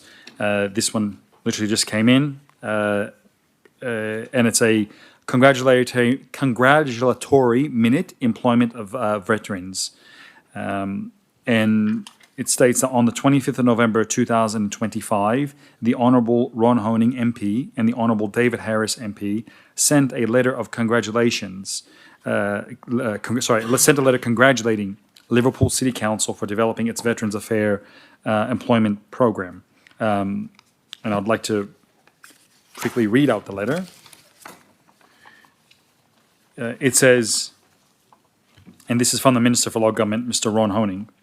Dear Mayor, we are writing to offer our congratulations on your recent support for employment of veterans in your organization. The work your team has put into developing your veterans employment program is to be commended. Veterans employment is a high priority for the New South Wales government and was identified in the Veterans Strategy launched in 2021 and has continued as a priority in the New South Wales Veterans Strategy and Action Plan 2025 to 2030 as Action 2.6, Local Government Employment Partnership. Stable employment helps veterans to transition to civilian life after serving their country. In September 2019, the New South Wales government launched a local government rank 2 grade guide to support the employment of veterans in local government. Across New South Wales, local governments have been invited to take up the challenge to support the New South Wales government's Veterans Employment Program in recognising the skills and training veterans receive during their defence career and supporting veterans transitioning to public sector employment. It is pleasing to see how Liverpool City Council has risen to this challenge. Congratulations on being the 30th council to embrace this opportunity to recognise our veterans. We understand your staff members, Jason Breton, Chief Executive Officer, Craig Napick, Chief People Officer, Philip Smith, Talent Acquisition Lead, and Luke Chesworth, Volunteer and Foundation Roles Coordinator, Governor, were instrumental in developing ways to support veterans with their recruitment process. Please pass on our appreciation, and we look forward to hearing of your future progress. Yours sincerely, the Honourable Ron Honing MP, Leader of the House in the Legislative Assembly, Vice President of the Executive Council, Minister for Local Government, and the Honourable David Harris MP, Minister for Aboriginal Affairs and Treaty, Minister for Gaming and Racing, Minister for Veterans, Minister for Medical Research, Minister for the Central Coast. So I would like to move that Council acknowledge the letter received and congratulate the staff involved on this wonderful achievement. Any discussion? I'll put the motion. All those in favour, please raise your hands. Against? Declare it unanimous. Thank you. We'll now move into NOM 01, Traffic, Parking and Safety Concerns, 25 Simone Crescent, Casula, page 79, tab 1, with a recommendation of page 80. Councillor Osevsky? Yeah, move that way. I'll second that motion. Any discussion? Yeah, I just want to speak in favour of the motion. Yes, Councillor.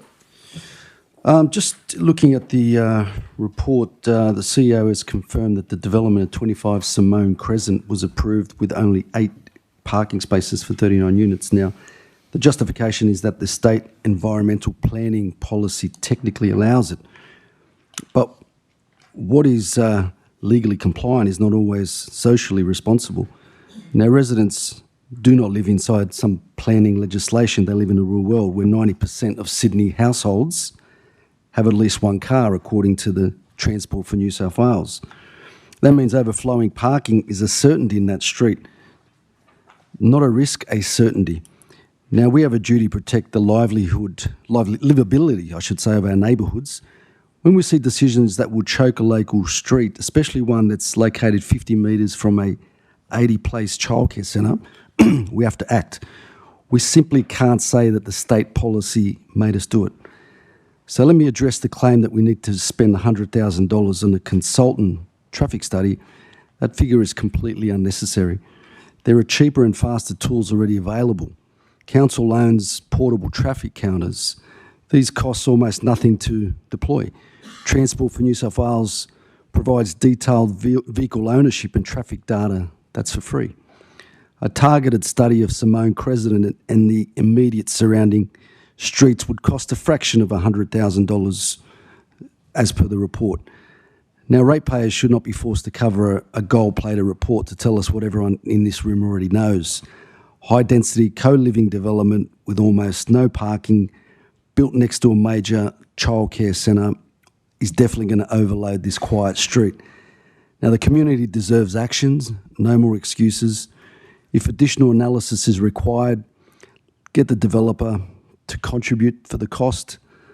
They're the ones creating this traffic impact, not the residents. Now, the purpose of the motion is simple: protect the residents of Casula, bring common sense back into planning, make sure council does not waste money when practical, affordable alternatives are available. So I hope everyone votes in favour of this. I have a question. I just have a question. Thank you to the councillor for his words. Are we in any way able to compel a developer who already has a, through you to the CEO, who already has an approval to contribute to further traffic studies? Through the chair, no.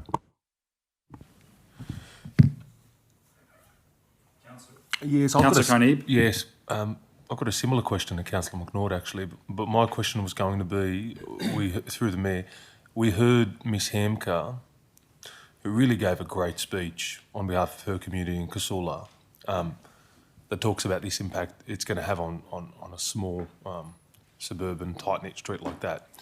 But there was a point she raised that the developer has gone back and is attempting to, as I understand it, get further approval for, is it one further unit or one further unit? But is that, do I understand that to be on the top level already as it currently stands, or is it another level, or is it going back? Like, what's the ambit of that one extra unit?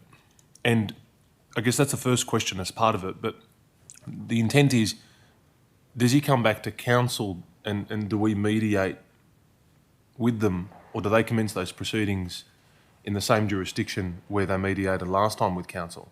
And if so, to Councillor McNaught's point, well, not necessarily I say we want to agree, because I don't, to an extra unit or anything. I'm opposed to this entirely. But the sheer fact that there is now a 100,000 estimated traffic study, I know your answer to Councillor McNaught is that you can't go back retrospectively now, but in circumstances where they're applying for an extra unit, I suspect if it's been granted, then that can't occur. But has it been granted, first of all? I don't think it has. Through the chair, look, firstly, I'll say that the presentation was fantastic. I spent 5 years of my life at 9 Blackwood Avenue, Casula, and know the area very, very well.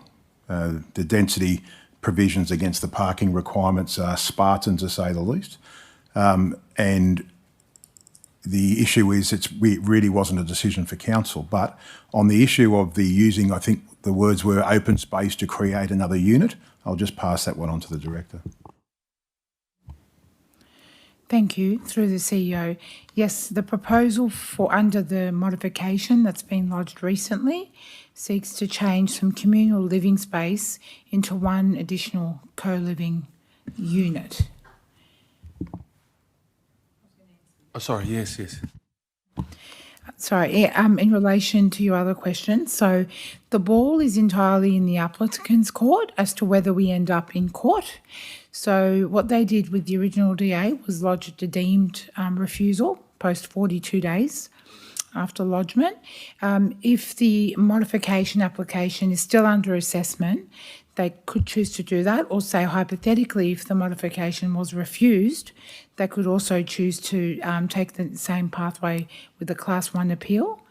I'll just reiterate from a parking perspective, it's a non-discretionary development standard. So under the law, it says that if the parking rates comply as per the housing SEP, this prevents the consent authority from basically refusing the application on that control as well as a number of other development standards. Yeah, I've got one final question, either through the CEO or the appropriate director. Now that the developer, so as I understand the rhythm of this application and approval, ultimately ended up in a scenario where there was a mediation and then there was agreement, and that agreement proceeded. That agreement was based on, as I understand it, a communal space.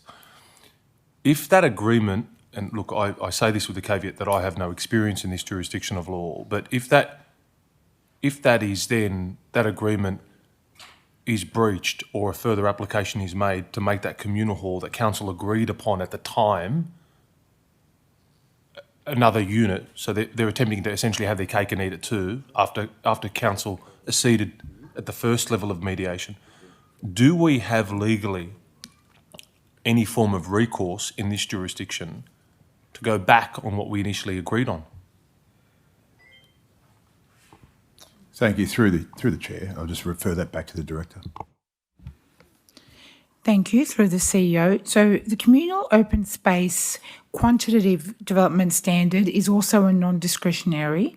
That means that we cannot refuse the application, provided that the applicant offers up at least 20% of the site area as communal open space, each with the minimum dimensions of 3 metres. So I haven't looked at the assessment of this. It's in its early stages. Should the reduction in the communal open space maintain that minimum standard that I've just read out under the housing SEP, I would say on face value that council would be supportive, provided that all the development standards mandated to us in the SEP are complied with. If they're not complied with, then that becomes a merit-based consideration. I will undertake to keep councillors abreast of the assessment, but obviously under the state legislation, I can't formally sort of seek councillor approval before directing staff to make a determination. However, we can keep you across that whole assessment process given the level of community interest. So I will do that through written communication and whatnot. I could also suggest that you have, by way of a resolution on record, that council does not support, for example, the modification or any additional unit for that development site. Yeah, I just noticed the General Counsel was looking intently, and I guess my question is through the Mayor, through the General Counsel, to you in this legal sphere aspect, is it possible that if councils come to an agreement with a certain developer about a way forward and then they come back and attempt to vary that, can council ultimately renege on their previous position and render that, I don't know, prior agreement null and void because there's non-adherence to it in one particular aspect, despite the fact that it may meet the planning requirements or what have you? Council agreed to a position based on an agreement where both parties were satisfied, I suspect, as a form of mediation. Now, the goalposts have changed. So, for example, if the goalposts have changed with the developer, the goalposts can change on our end, and we may not necessarily agree. Does that become enlivened as a result of this attempt by the developer? Thank you. Through the chair, General Counsel. It comes up with more frequency than you might think. Once someone has a development consent, they're entitled to rely on it, and indeed anyone else is entitled to rely on it. They operate in rem rather than in personam, so they are things which exist and developers can use them. If a modification application is submitted, then council has to deal with the modification under the legislation. So we'll have to deal with it on its face, and that will be dealt with by whoever is required to deal with it under the legislation. And I regret to say, not councillors. It's always, if it's not something that requires regional or state significance, it's always officers or the local planning panel.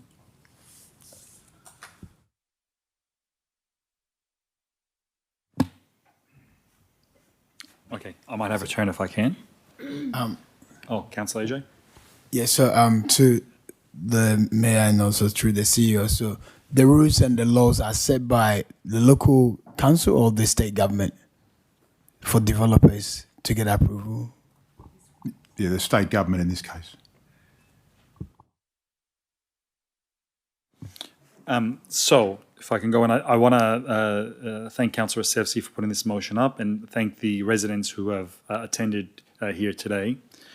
I just want to go through, I guess, a brief history and understand to how we got to where we are today, because I think preventing it obviously doesn't help your situation particularly, but generally across the board, and trying to make it simple. So in 2008, the zoning was changed in Simone Crescent and across all of Liverpool that allowed R4, which means basically unit buildings up to, I think, 12-meter height limits. And I'm looking at the director asking that please jump in. Yes, jump in when I'm wrong. So the zoning was changed in 2008. Council has two documents that controls what can be built in an area. One is what we call the LEP. That's zoning, that's legislation. Then you have what they call the DCP. You may have heard us talk about that, which is like a guide into setbacks and how far you can build away and all that sort of stuff. So that was changed in 2008. Now, if we progress along, in 2017 approximately, the then state government changed the laws, which meant that we as councillors no longer vote on development applications. So previously you'd come to a council meeting and you would have seen us talking about, should we approve this or should we not approve this? That has now gone, approximately, I think, 2017. And it's been put to independent planning panels and non-elected officials, effectively. This particular project was not assessed under those two documents, not the LEP, not the DCP. It was assessed under the Housing State Environmental Planning Policy, which effectively says, these are the laws, pretty much what the director was referring to, that says if you tick these boxes, the main one, the point 2 for parking, if you tick all these boxes, then you're fine. And that applies across the whole state. What makes it applicable that you can do it at Simone Crescent is the R4 zoning and the distance from the train station as the crow flies. So it doesn't take in consideration time it takes. As Ms. Hamka pointed out, it takes a while to walk there. It's within the 800 meters of a bus stop or a train station. So I guess there's two issues in this scenario. Well, two or maybe three. Number one, it's a state environmental planning policy that says this is where you can do co-living and boarding houses. The other element is the LEP, the council document, which I guess you could say we make recommendations to change because we don't have full control to change it. There's that. There's a third one, which I just forgot, but I'm sure it'll pop back in my mind.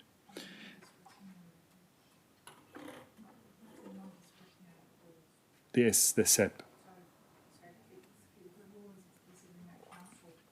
Yeah. Prevented it, yeah. So because you tick those boxes. So in February 2022, council resolved to change the zoning in Casula. We resolved to drop the zoning and to go from R4 to R3. So basically, instead of having unit buildings, which I do have the height limit, which is, it's 18 meters at that point. We changed the zoning to drop that down. There was a whole bunch of work. There was probably a good 18 months at least of work, of studies, of reports and everything. I think it was roughly around 2 or 3 meetings ago, we received a letter back from the state government saying that we do not support you lowering the zoning in that area, right? Which ultimately means for the long term that this could happen again and again and again, all through the area. So I guess why I raise this in what we need to be considering is that, and maybe for councillors to look at as part of this motion as maybe additions to it, is that we need to be lobbying the state government, number one, to allow us to lower the height limits not only in Casula, but in Watergrove and Cecil Hills, all over. I think there was 7 or 8 areas we had envisaged to, as the community wanted, to lower those height limits, keep the CBD, go for gold, build your units, build your boarding houses in the CBD, don't do it out in the suburbs. So number one, there's that, because I think ultimately, and the reality is, we as your councillors are having less and less say every single day with regards to what gets built in your neighbourhood. Only 2 weeks ago did the government change the laws, which once again took power away from now council staff to even assess certain types of applications. So technically somebody can come and take and I'm sure I have this wrong, but roughly, that they can take a design for a block of, I think, 4-level units that's off the shelf and come and drop it on now into R4 zone, i.e. your street, without council approval. They can just go to a private certifier. So we as council are having less say, which means you as a community are having less say. So I think the reality is, whilst we're not anti-development, but it's got to be done in the right spots. And I think definitely that street, that area, the suburbs aren't the right spots for that type of development. So I hope that was kind of maybe a little bit clear to everyone, but yep. Yes, Count. Thank you. Through the chair to the director. Thank you. Through the CEO. Just to add to your comment about the LEP review process, as part of the community consultation that was conducted for the LEP review, we had strong community feedback on the proposed reduction in the zoning in this area, amongst others.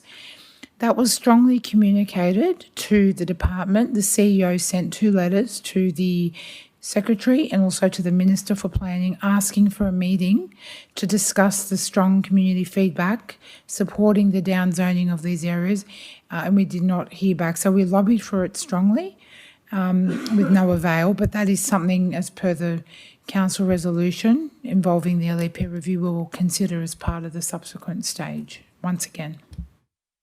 So can I just maybe for councillors just think about, maybe additions to this motion about how we can lobby the state government to get some planning powers back and to be able to lower the zoning as the community wants as per the LEP. If you just think about that for a moment. I just want to ask another question, which is, I guess, the other issue. This now was done as a deemed refusal through the CEO, Section 34 conference. My question is, in those scenarios, can councillors or the council, the governing body, have a say with respect to that 34 conference or potentially any legal proceedings with regards to the legal position that council takes? Through the CEO, I would suggest as a general position, as mentioned earlier, if you resolve to, with a certain position on the modification, that will be taken as a formal objection, and you will be a party that will be notified through that whole process, despite it being a council process or a court process, whatever the pathway may be. We'll treat the councillors as a formal objector. I guess what I'm referring to is not specifically with this one, to how it was done previously, and I can refer to Casula, the corner of Kurrajong Road and the Hume Highway. There's a unit building there, and that was that went to court. However, the action then to take in court of what is council's position was determined by the governing body. Yeah, but it was back then. So I guess where is the ability, or is there a policy that council can create to help guide the staff's thinking? Because that, for example, could have prevented the situation where it's not just approved upon. Thank you. Through the Mayor, through the General Counsel. I think it's not possible, because it sounds like a backdoor approach to councillors deciding the outcome of development applications, and that's what we know is not allowed. I'm not sure how it would be practicable in any event in the context of proceedings. Through the CEO, is that something that we can look into? If you're saying, I'm gathered from your answer, you're not 100% sure. I understand your sentiment in that the back door you refer to. I'm happy to give a considered response to everyone, if that would assist. But I think it is not likely to arrive at the outcome I think you're pushing at. For the reasons I said, but probably also for other reasons related to the conduct of proceedings. I'd be interested, I guess, if we can just have it fully confirmed what we can and cannot do. And I only refer to, and we can use that one as I think you'll find the council report. Yes, it is a lot of changes, but that Kurrajong and Hume Highway, but just for discussion, because that at least would have given us an opportunity as the governing body to have a say. But anyway, my 2 cents. Is anyone else? If the mover and seconder are amenable to this, I'd like to add a point 5. The council notes its formal opposition to the proposed development application to add an additional unit to the development at 25 Simone Crescent, Casula.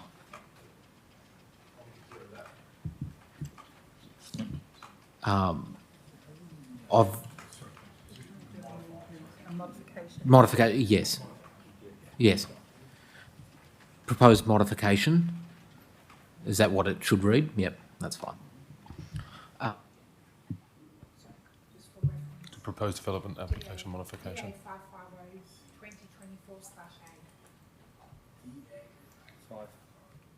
550/2024A /A 550/2024/A. Sorry, through the mayor. That has to read. Sorry, Mr. Councillor Monaghan's point 4. It's not a DA. It's a modification to the DA. I've also got a question. For who, sorry? To the CEO, yes? Yes, to the CEO. If the height limit were lower in where this development is occurring, would this development be prohibited?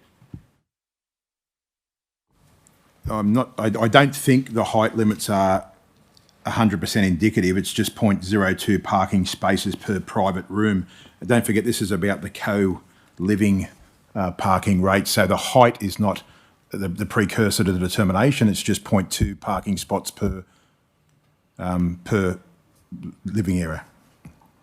Just to follow up, so is it the case that if the zoning in where 25 Simone Crescent, Casula is, were lower,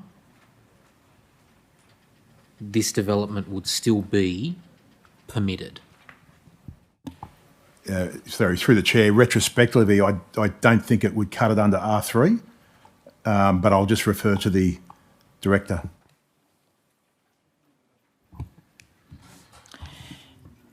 Through the CEO, I'll take that on notice. It would be permitted, but in a different form in reading the SEP. I'd appreciate it if it could be taken on notice as well. Thank you. I'll give you an elaborate answer. Thank you.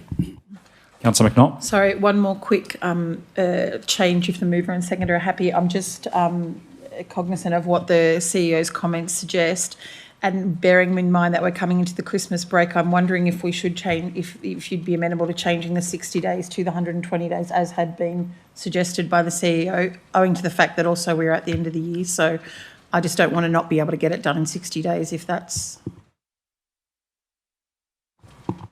Sorry, yeah, through the chair, I just need to understand from the council, the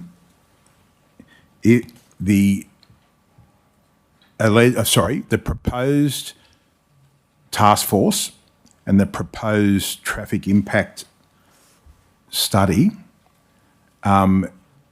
if we are to do it with any chance of success, it can't be half-cooked.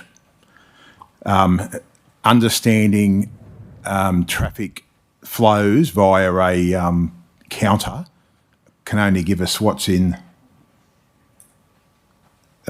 Simone Crescent on this date. or any one point of time. The traffic impact assessment would have to do forecasts and assumptions, and again, with the task force in play, the number around 100 grand is not remarkable to me, given what I know about consultants' fees in this space. So that would be the decision. If that's a resolution of council, well, we will go ahead, but we shouldn't do it half-cooked, because your chances of success thereafter are significantly less than doing it full-cooked.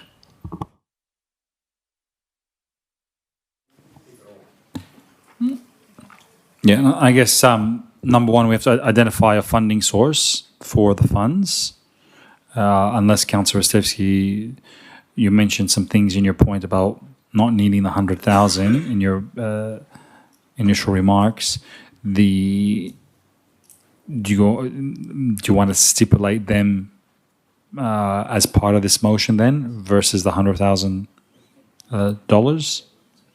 And then if I can just make comment about maybe, I guess, what is the desired outcome that from the data that you want to collect, what are you hoping to achieve with that data? Because that might help the council staff come up with a solution.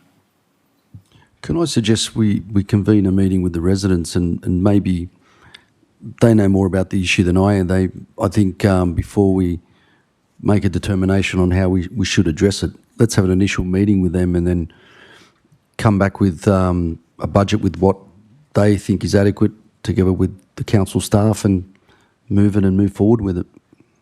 So do you want to then remove the point 2? Maybe just defer. So defer to undertake until we sit down. Yeah, until point 4 happens. Yes. At the end, yep. Yes, sounds very right.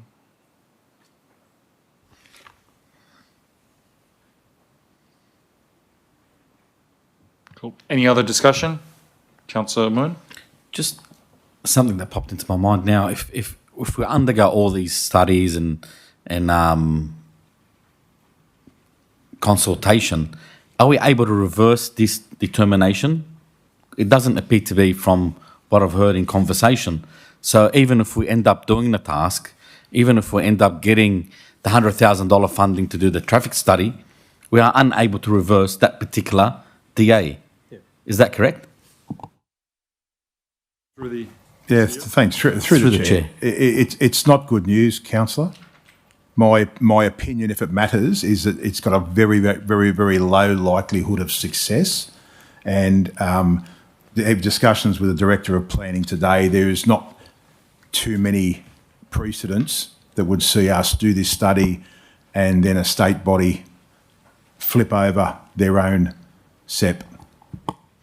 So perhaps if the mover and the seconder are willing to take this into consideration, maybe let's do a workshop. Instead of going through all these things, let's do a workshop and see how we can lobby the state government, look at ways where we can improve so we don't approve anything, or talk to the state government before anything is approved. Because going through all these is not going to change anything to the current situation. So we're going out there doing all this work, wasting ratepayers' money, as to Councillor Ostevsky's words, and we're not going to achieve anything. Let's work towards something that we can actually get an objective out of. Because at the moment, we can go out and do all these studies, these people are already going to build, so we haven't achieved anything. I have one question through the Mayor to the CEO. Has a traffic impact assessment study been undertaken on this property? I'm getting some nods there, so through the chair, I'll just refer to the Director. Through the CEO, yes, it was submitted as part of the original application. Sorry, I know that we keep on talking, but I've just got one quick question.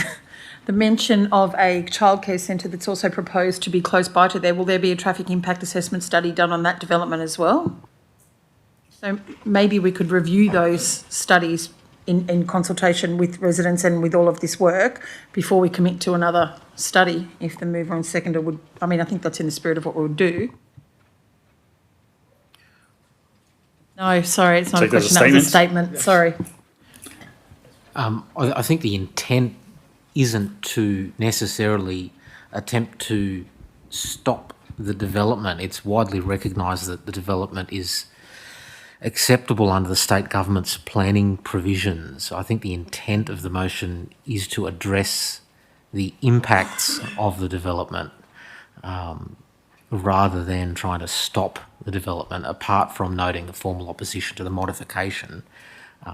It's widely recognised that, unfortunately, the development's going to occur, but council's got a role in trying to mitigate or ameliorate the impact that that's going to have on the residents, particularly when so many of them have turned up tonight, so many have lodged objections, and Ms Hamker spoke very eloquently and very powerfully about the impact that's going to have in Casula.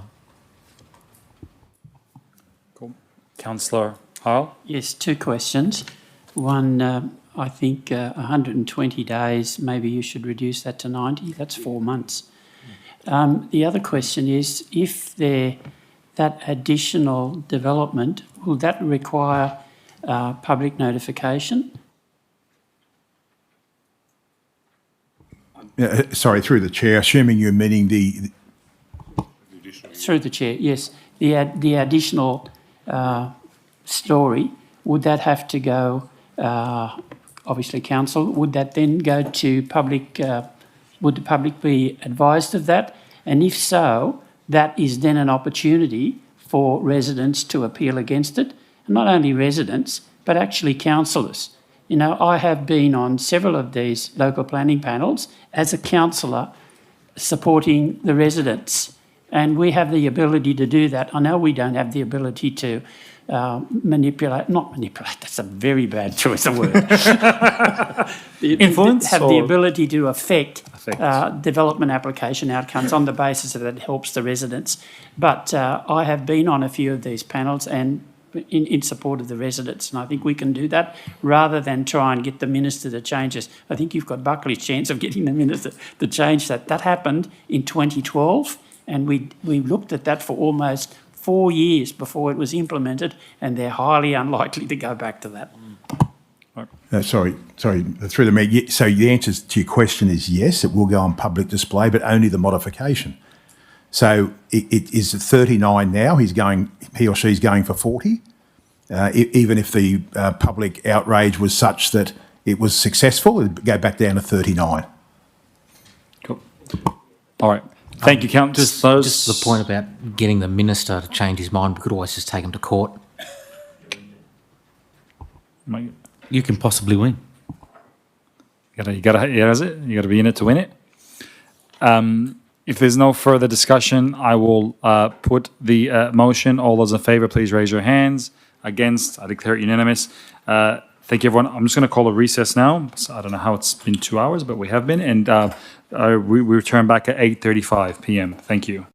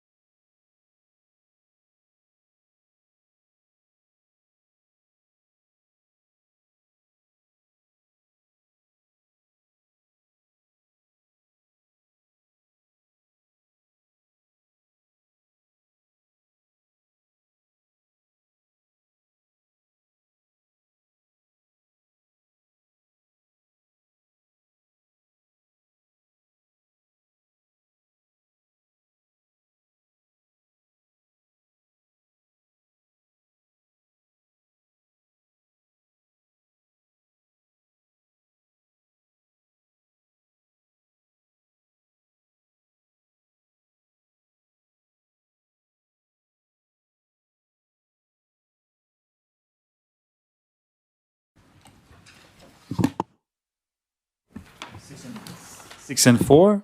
Councillor McNaught. I'd like to also bring forward Operation 01, just bearing in mind that staff are waiting for that motion as well. Thank you.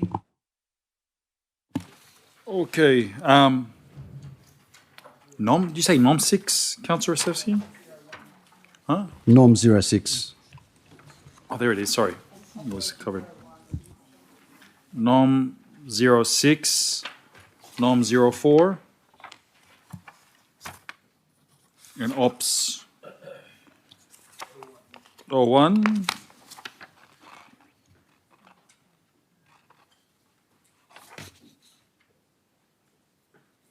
Where's Ops 01? Oh, there it is. Cool. Okay. So move Councillor Stephanie, second Councillor McNaught. All in favour? Against? Declare carried. So we will jump to now Nom 04, page 86, tab 4 of the recommendation on page 87. I think it was Nom 6 first. Yeah, that's the one.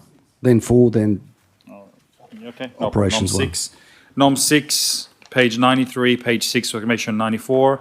Assistance for the Australian Macedonian Humanitarian Association, St. Archangel Gabriel. Firstly, I'll move that way. Move the recommendation. Yes. You move the recommendation. Do you have a seconder? I'm happy to second it. Second, Councillor Carneeb. Yeah, I've got a few of the guys from the organisation here tonight. Unfortunately, they didn't put their nomination to speak on time, but we can deal with that in one of my other nominations that I have tonight. Obviously, this organisation is a selfless community organisation, part of the social fabric of Liverpool. It's been here for decades. It's a charity built entirely on volunteers. Volunteers pretty much don't ask for anything in return. They give their time, their skill and their hearts to help people who are doing it tough. Now, the organisation assists vulnerable people who are facing medical hardships, financial hardships and social isolation. They help children who need life-saving surgeries. They support families who have nowhere else to turn. They operate quietly, respectfully and with dignity.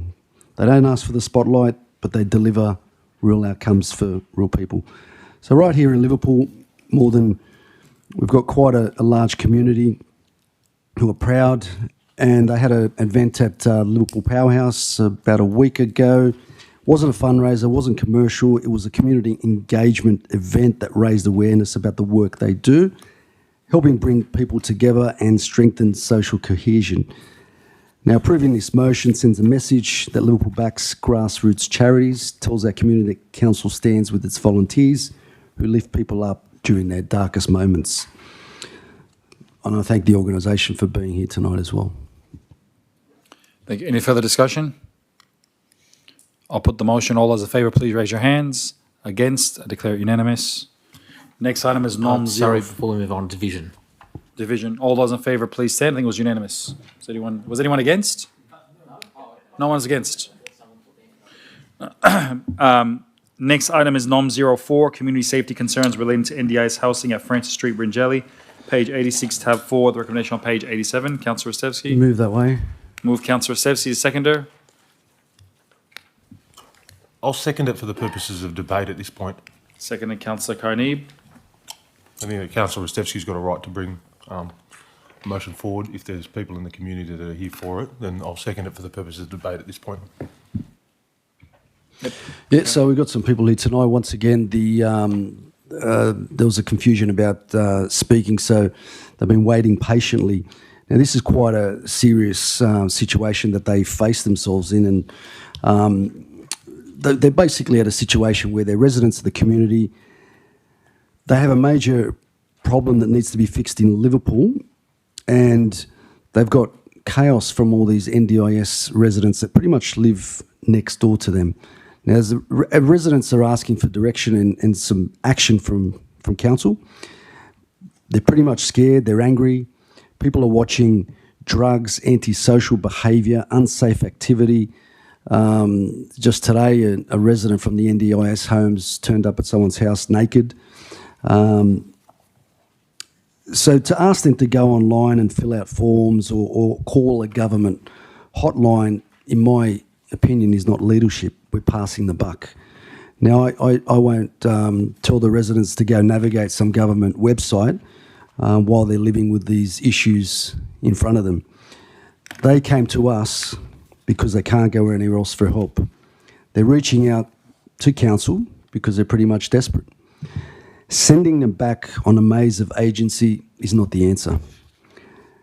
Now, I've heard an explanation about zoning, mandated land uses, planning instruments. Now, these are reasons to stand still, but our community suffers. Now, residents don't care what clause of the LEP and what says what. They care about the actual reality that their street is unsafe. They can't even let their kids play outside because of what is happening. They care that no one in authority will step up and fix what's happening in their neighbourhood. We know their rules, and the developer ticked all the boxes. There are processes, but there's also common sense. When an incompatible land use sits next door to each other, we as council must take a leadership role. Telling residents to wait for a development control plan review sometime in the future is definitely not good enough. It's happening now. The fear is happening now. That's why they're here today. Council's job is pretty simple. We protect the community. We put residents first. We act decisively when safety issues are raised, and they are being raised. We don't hide behind red tape. We fight for solutions that help residents today, not tomorrow. Now, these families of Liverpool have been ignored for too long. And tonight, I think we should all stand with them. Keep raising these issues until we get some action. So that's why I put this motion forward, and I hope that everyone supports it. Any further discussion? Yes, I want. I'd wonder if Councillor Rostevsky, as the mover, would be minded to consider, rather than points 1 through to 6, a more succinct and comprehensive referral to the appropriate committee at this council, being it may be the Crime Prevention Committee, to consider what processes they can put in place or what study that they can do. The issue with requesting New South Wales Police Area Command to conduct a community safety risk assessment of the precinct and consider increased patrol presence during high-risk periods, the problem with that is, just in my experience, is they will not necessarily act on our views, but rather than a specific complaint from a resident or a complaint in respect of certain conduct that would arise to a standard of criminality. So therefore, using that, for example, the involvement in council would be redundant in that regard, and that wouldn't be something that we could do or we could support, but something that we can ask. I think the title of the committee is the Crime Prevention, through the Mayor to the CEO, Crime Prevention and Safety Committee, that we refer the community's concerns in this particular regard. Of course, I need the approval of the mover, because it's. I understand that people have concerns about certain aspects of safety, and if it's the case that it's necessarily concerns are falling on deaf ears, then there is no real risk in asking the committee to consider the appropriate forms of how it gets raised and how it gets considered, managed, supervised. We can't necessarily direct police to conduct extra patrols. That wouldn't fall within our ambit, nor would they listen to us, I would think, which is a bit, look, that would be the fact of it. But, for example, refer the community's concerns in relation to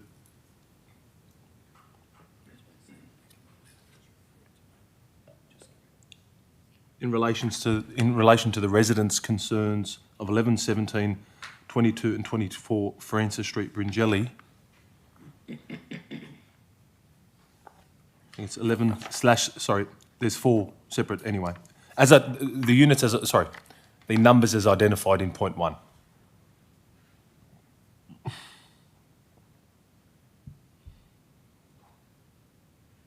Just being mindful. So, what are you trying to achieve in simple terms? That their concerns get provided to the particular committee to look at and consider whether or not there is any options for council to consider. To the Crime Prevention Committee. Correct, yeah. So it's their concerns in respect of the addresses of 11, 17, 22 and 24. The purposes of the committee is to consider the concerns. I don't necessarily agree with requesting New South Wales Police.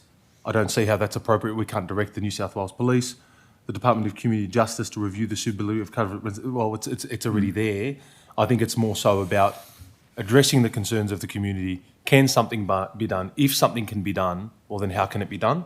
And then it comes back to council in the form of a report. They might be able to identify certain ways in which they can approach, because I believe police do attend those forums. So the benefit of that is you're actually at a committee where you're speaking to the officer generally, and you can convey the concerns as opposed to just directing it to the New South Wales Police at Liverpool.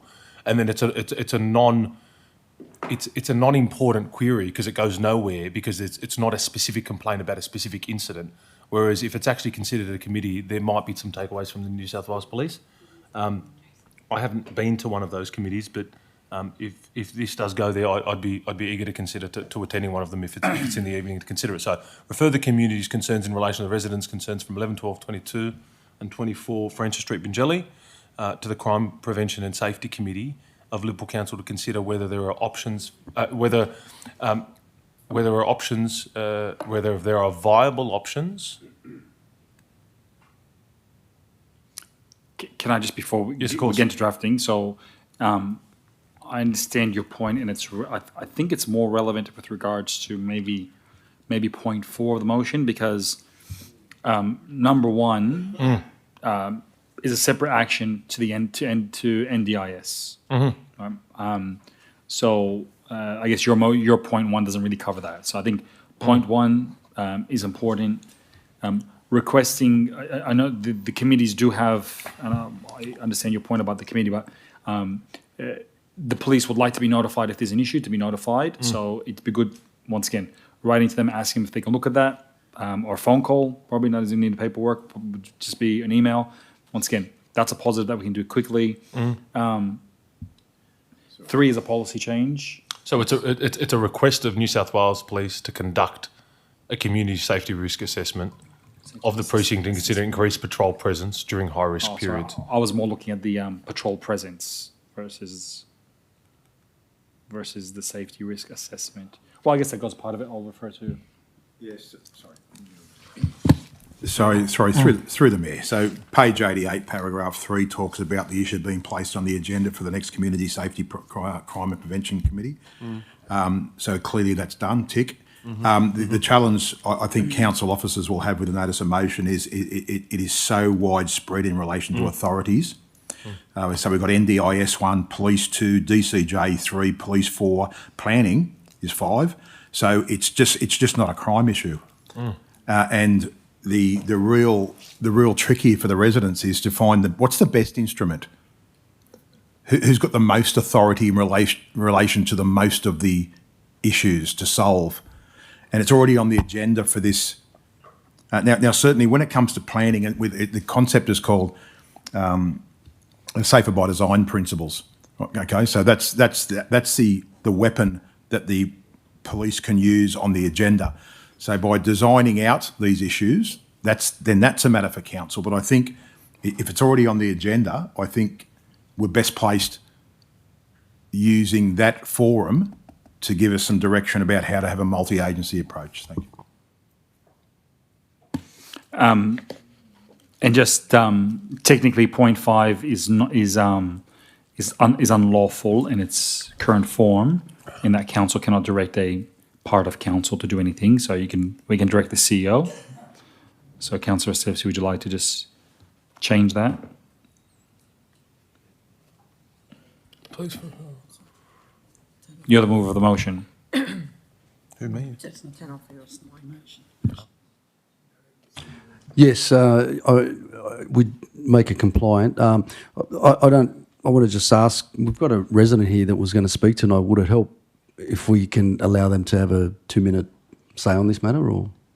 I understand the intent. The reality is we can't do that. The precedent establishes. I can speak for this because I've been contacted and where there have been instances, as you described, that are affecting the safety, as you described earlier in your motion, and I think the police have been contacted about it, and I know a lot of people are frustrated with regards to their what can be done about this in their safety. It has been raised. I personally raised this with council staff previously, and there was nothing that from a ranger, from our rangers, could do about it. So yeah, so look, I'm all for that. We definitely have to write to the end of this. It's I guess not in a way similar to what we discussed about Simone Crescent about the suitability of this in this case situation. What is, I think you'd refer to an NDIS provider as a business. Its suitability in that location and the services. I guess an NDS has different levels, so the service provided in certain areas and whether the right. It doesn't seem like the right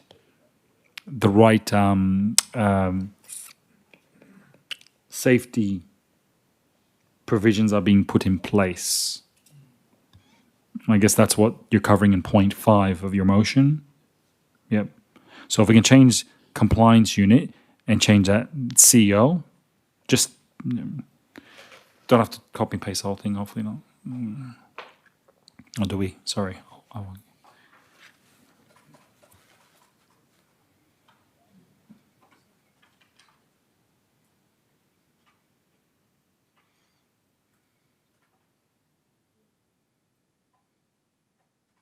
So, Councillor Rostevsky, are you considering Councillor Carneeb's recommendation, or are you still want to continue with your motion? Look, we can incorporate that into Councillor Carneeb's motion into point 2, if you like, or point 4. But as the CEO mentioned, it is on the agenda for the next community safety meeting. But it's more than just safety issues. There's issues with the NDS provider. They're not ticking the boxes, and the residents are asking for us to take the lead on this, which is understandable, being ratepayers and whatnot. Their quality of life is being impacted. At least we can accommodate that. Yep. CEO. Thank you. Look, the intent is great. The NDIS themselves are telling us that a third-party representation, irrespective of that third party, is less instructive to them than the individual. But what we will do, if the residents haven't got the requisite levels of computer literacy, we'll take them over to the library. We'll help them fill the form in. Okay, but it has to come from them because, by their own words, they want the persons directly affected to make the application and not a third party. So, but we'll help them do that. Just by way of safety as well, through the chair, maybe you don't want to identify the numbers of the properties that they're actually making the complaint. Having them there could put them at risk of people coming out, throwing things at their house or whatever. So probably remove those and say the residents of Francis Street. I think probably be a lot more adequate for their safety. Are you agreeable with that, Councillor Rostevsky? Yes? Yep. So, what are the particular ones? So, can I then recommend if we can take that point, thank you, everyone. So can we just take that from point, can we just copy and paste point 1, incorporate it into the motion at point,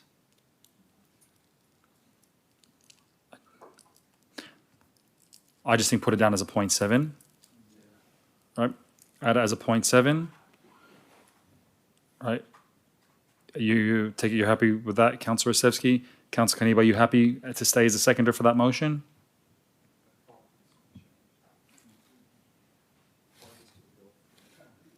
Five, yep. Yep. Great. Are you happy with that, Councillor Carnegie? Can we just... Yep.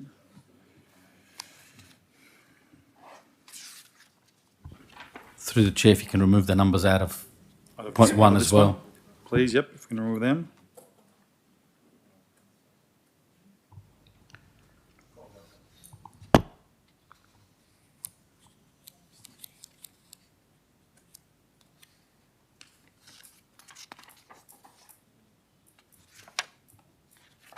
Cool.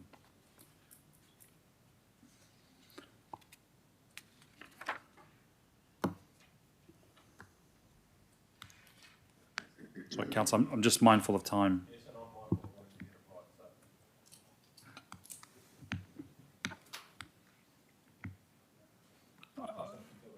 Yep, okay, so the seconder's happy. Councillor McNaught? Sorry, can you just scroll back up again? It's just that based on what the CEO's comments just now, I was wondering whether or not the mover and seconder were going to change point one to assist residents to make those reports. I think from their reactions, it seems as though that's already been done. No, I just noticed their reactions when those comments were being made that that's not what they were after. Yep, cool. As what I understood it to be. Yeah. If there's no further discussion, I'll put the motion. No, Councillor Harrell? No? I just wanted to say the person that's most responsible for this is not council. NDIS is the responsibility of the federal government. And the member, we have 2 federal members or 3 federal members boarding our council. They're the ones who should be coming to this particular committee meeting, and they should be informed. They're the ones who've got the power, not us. So how about we add a point 8 right to our local members to advocate on this matter? Done? Mover happy? Seconder happy? Yes? He's nodding? Yes, fantastic. Wonderful. If there's no further discussion, I'll put the motion. All those in favour, please raise your hands. Against, I declare it unanimous. Now, are we Ops 01? I'm happy to move as per the book. Moved Councillor McNaught. Sorry. Let me just call it out. Operation 01, Carnes Hill Aquatic and Recreation Centre Plan of Management for Adoption. Page 261, tab 22, with recommendation on page 261. Moved Councillor McNaught. Do we have a seconder, Councillor Ramoon? Is there any discussion? Yeah, I've got some questions. I'm just trying to get to it because we moved the motion around. Opera 01, okay.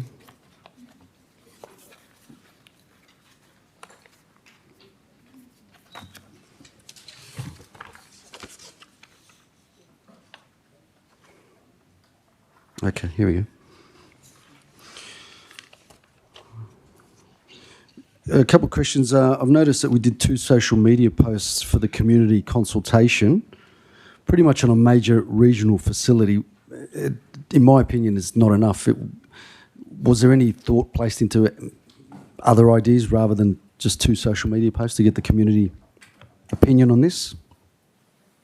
Look, thank you for your opinion, Councillor. So that's the standard approach in relation to what is required for us for public consultation. So you picked 2 social media posts, but it was also placed on public exhibition at Council's public exhibition webpage from the 26th of September to the 7th of November. Also on the Liverpool Listens webpage created for Carnes Hill.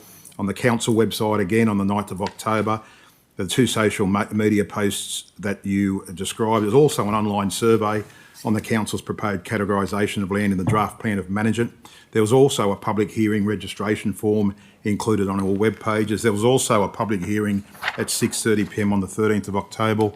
And I note that 39 responses were received, 80% were positive, 13 were undecided, 7% do not support the categorisation. But of those 7%, nobody recorded a reason behind their submission. And there were 28 registrations for the public hearing. However, only 9 people attended.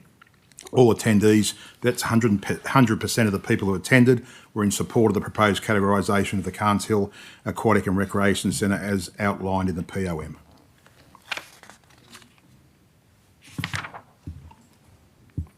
Sorry.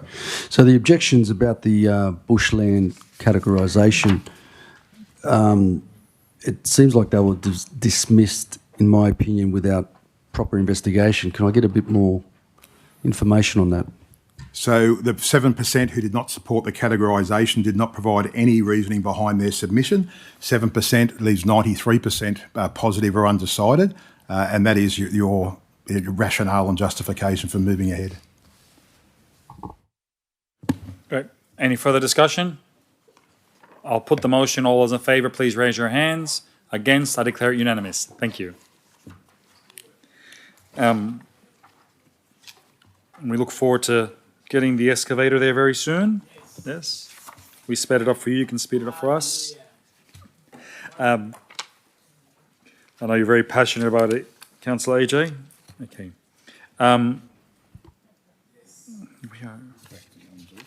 Now, councillors, I'm just mindful of, where is it? Operate, there it is.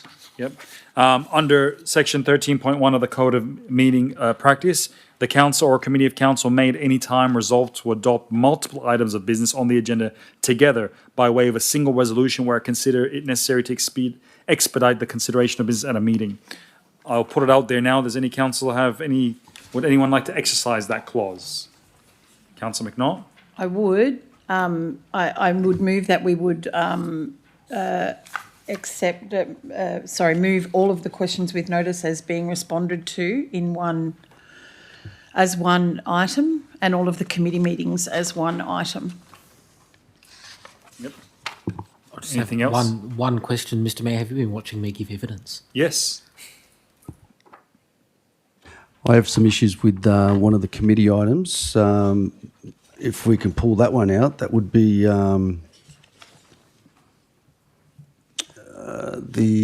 sorry, bear with me. Happy with the questions we noticed to be treated as one. Definitely the minutes of the governance meeting. That would be one.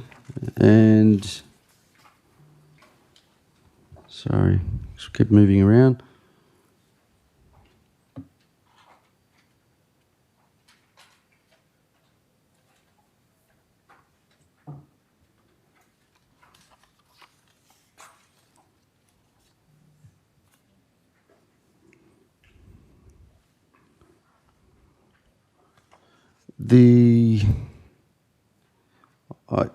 I had some questions regarding committee number 4, but that will be a quick question anyway. So I'm happy for the other ones to be moved as one. All right, so we'll move the questions as one. We move the committees except for 4 and governance and 5. Cool. Is everybody happy with that? Yes. Anything else anybody want to add? No? All right, cool. That's enough as a... Kind of do that anyway every meeting regardless. That's nothing... I haven't got too excited yet. Move Councillor McNaught. Second Councillor Monahan. There are some other recommendations I gave as well that haven't been taken up yet. Slowly but surely. Councillor Moon seconded. All right. All those in favour? Against? I declare it carried. All right. Normal 2. Fix the dangerous section 15th Avenue, page 82, tab 2, recommendation on page 82. Yes, I'd like to move. Moved. Do you have a seconder? Do you have a seconder?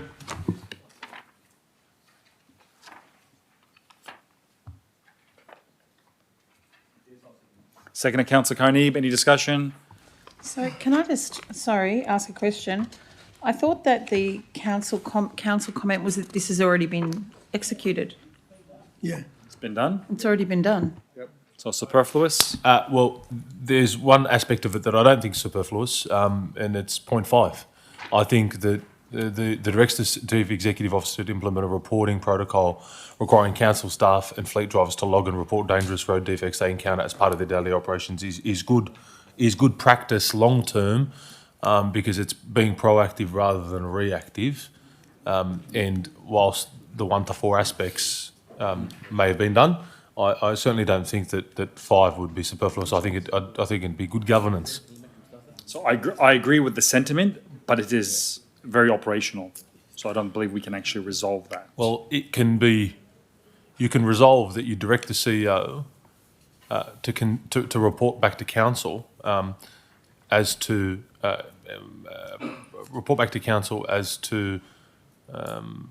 consider improvements in proactivity of identifying dangerous road defects.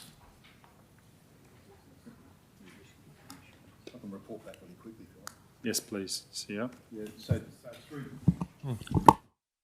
Through the Mayor, so we do that now. Okay, so everything that number 5 suggests occurs now with our drivers, in fact. We've got artificial intelligence cameras out under some of our garbage trucks which report defects real time in relation to road conditions and variance in pothole width. We would encourage all matters pertaining to road safety to be directed towards us, but as far as our drivers doing it, that occurs now.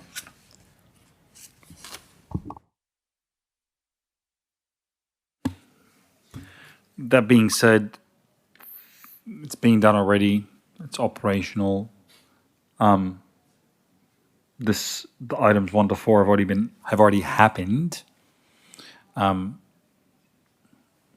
think, what do we resolve? Do we just put receive a note? Receive a note, the response.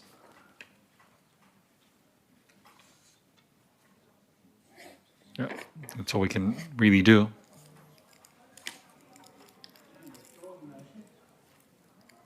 No, I think we just have to. I think just receive a note and move on. That's it. So point 2 is already done. All right. If there's no further discussion, I'll put the motion. All those in favour? Against? I declare it carried. Norm 03, amendment to the Code of Meeting Practice, extension deadline for the public forum applications. Just before, that's 84, page 284. Now, through the CEO, can I just ask, the rules on the public forum that have now changed, could we just get run through that, please? Because from my understanding, that the public forum now has to be held as a separate from the council meeting. That's what I remember during the briefing from the OLG that I was on. But that could be during the same day as a separate thing. Yes, so it's, if you've got the new one, the new draft Code of Meeting Practice Policy at page 8, section number 4, public forums. Do you want me to read through that, Mr. Mayor? I think so, yes, please. The council may hold a public forum at each meeting of council for the purpose of hearing oral submissions from members of public on items of business on the agenda to be considered at the meeting. The council may determine the rules under which public forums are to be conducted and when they are to be held. To speak at a public forum, an application must be submitted to council with all required information by 12 p.m. 2 full business days before the council meeting. It must stipulate the agenda business item and if they wish to speak for or against the item.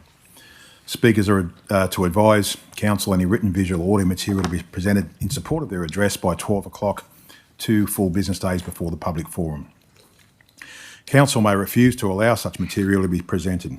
Council does not permit the use of external USB or hard drives to share or present documents as per council policy. Each speaker will be allowed 3 minutes to address council. The chairperson may grant to resolve an additional extension time of 3 minutes. Council will allow a maximum of 5 speakers in each council meeting public. If several speakers are registered to speak on the same topic, speakers may approach council to consider a combined submission. Speakers at public forums must not digress from the item on the agenda of the council meeting they are applied to address council on. Council may refuse an application to speak at a public forum if, say, council should give reasons for the decision. Speakers are required to comply with the Code of Meeting Practice in accordance with the Local Government Reg, and the provisions of this code requiring the live streaming of meetings also apply.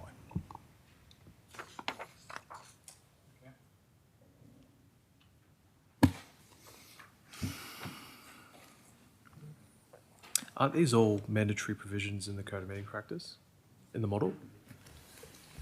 No? Just having a look.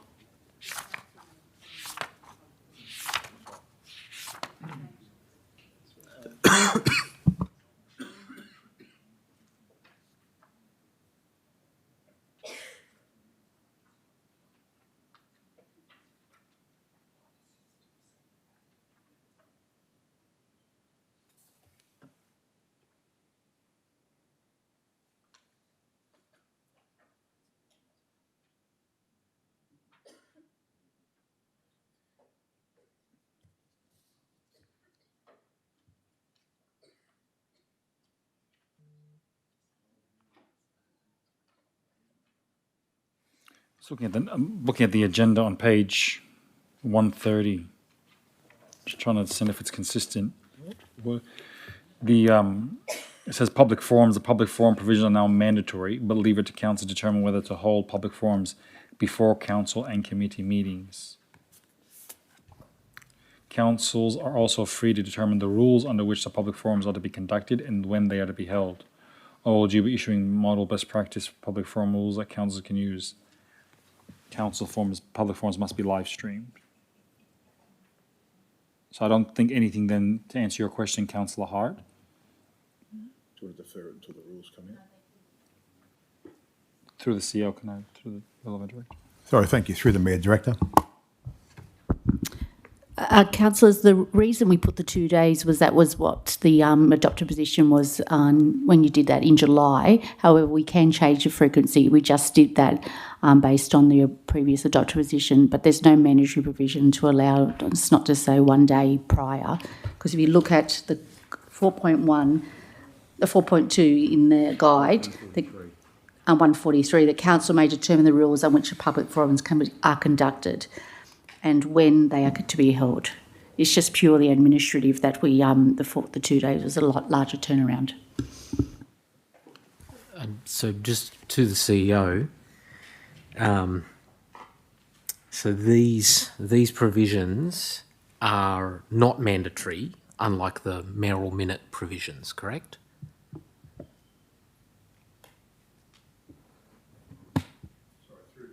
Through the Mayor, again, we have some descriptors there. So 4.2, the word may gives discretion. So for argument's sake, we could resolve to amend 4.2a to read that to speak at a public forum, an application must be submitted to council with all required information by 12 p.m. on the Monday prior to the council meeting. No, it's not. Yeah, I think we can. Days.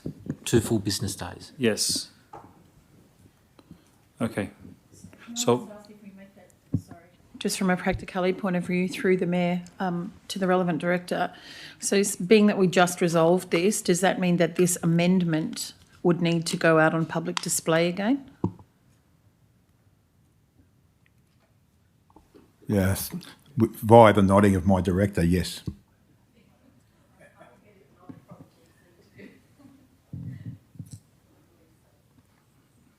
I don't think we do. It's pretty minor, but. Well, could we get clarification about that, whether we have to or we don't have to? I don't know if it's whether or not it's, I don't think it's whether or not it's minor or not, it's whether or not we can or cannot do a particular thing. Yes, through the Mayor, I don't know, so I'm going to revert to the General Counsel, who may or may not know.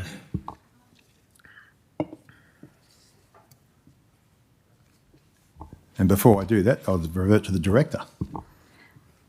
Through the CEO, just for practicality, 2 days can be Monday 12 p.m. if we're resolving and having business at 6 p.m. on a Wednesday. I think I've allowed that as it tonight because I believe that's still the 2-day window. So I don't think we need to make a change. Okay. We'll just do it as in practice that by 12 p.m. on a Monday we have had received them and we will accept.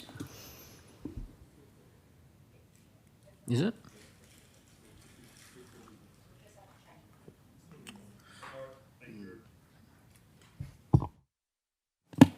Okay, so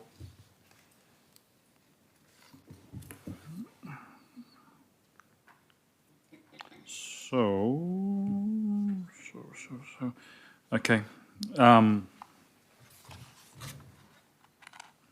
Where's the resolution, the nom. Where is it? Page Nom. 84. Nom 3, right? Yep, nom 3. On the day of the council meeting.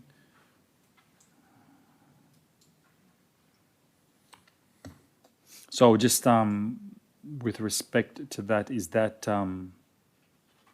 practical? Is that what your question was, Councillor McNaught? No, I don't think I had a question about, I don't remember a question about this. Well, Councillor Monahan was talking about the Monday, but the motion talks about the day of the council meeting. Yes. I just note that also it hasn't been moved or seconded yet. Yeah, and that's because that's my fault because I'm happy to second it. Yeah, I think he's actually moved it yet, but Councillor Rostevsky moved, seconded Councillor Carneeb. So I think why it wasn't moved and why I didn't call it is just to check if we actually can do it and the consistency with the code.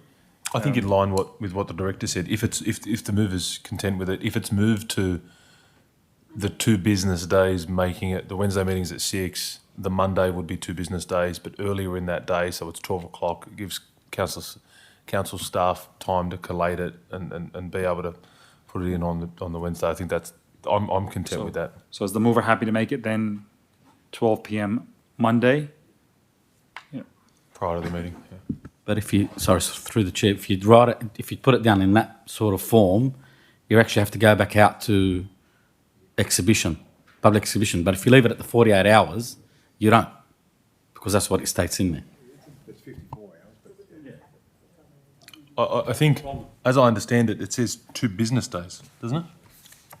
It says 2 full business days. Yeah, well, it comes down to interpretation of business days. We've had this discussion before, Mr. Mayor.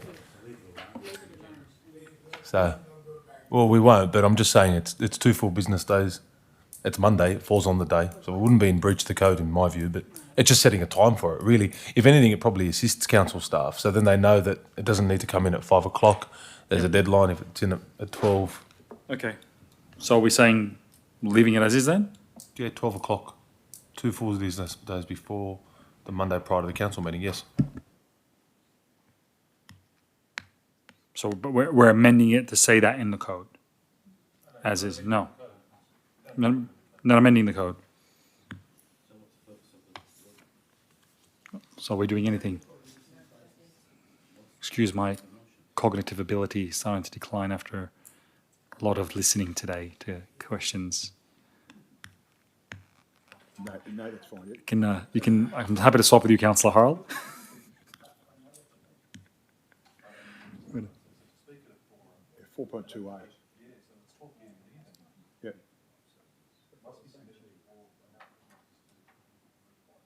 All right.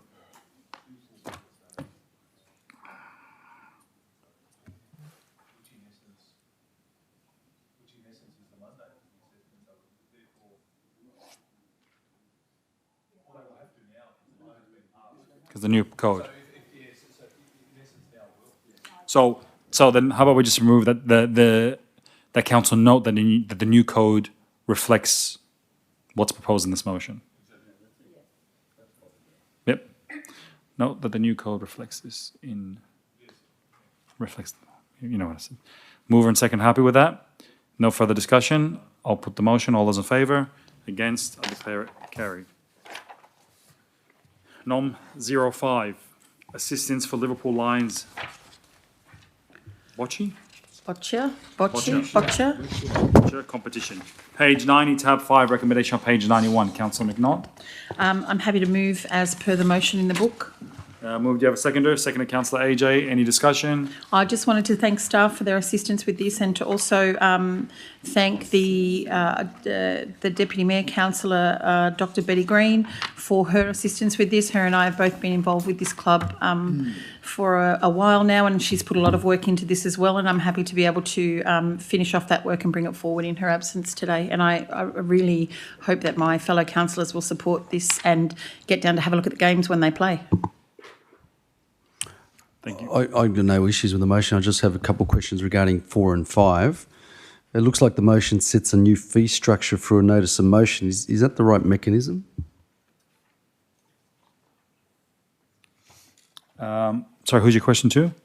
The CEO, sorry.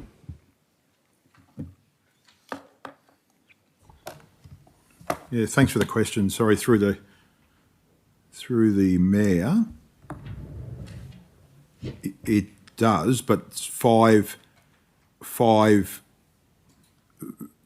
assists. So yes, it is a change to fee, but we will have to go out with a new fee structure, and it will have to come back through council for endorsement. Any further discussion? No. I'll put the motion. All those in favour? Against? I declare it carried. So we've got all that done. We will now move to CEO 01, the 24-25 annual report, page 108, tab 14, with the information on page 108. Councillor move McNaught as per the moving. book. Yep. Seconded. Councillor Harrell. Any discussion? Yep, I've got some questions. Yes, Councillor. I couldn't see anything about the actual backlog value of infrastructure maintenance and what the plan was to reduce it in that report. Have I missed it or was not included? Sorry, who's your question to? Sorry. Sorry, the CEO. Thank you. To the CEO. Yes, thanks, through the mayor. So it probably not in this report. You typically see our ratios in other reports, also the backlog carryovers, and would appear in the DPOP and other council reports as it relates to the Capital Works program.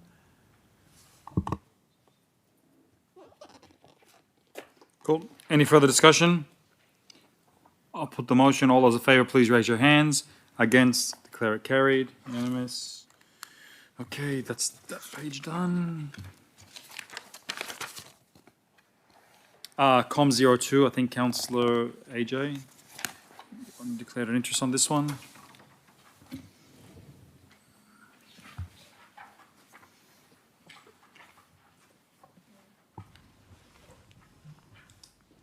I'm happy to move as per the recommendation. Move Councillor McNaught, seconded.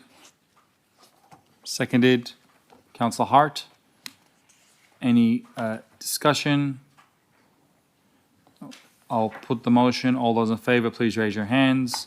Against, I declare it carried. Could somebody please inform Councillor AJ that he can come back in?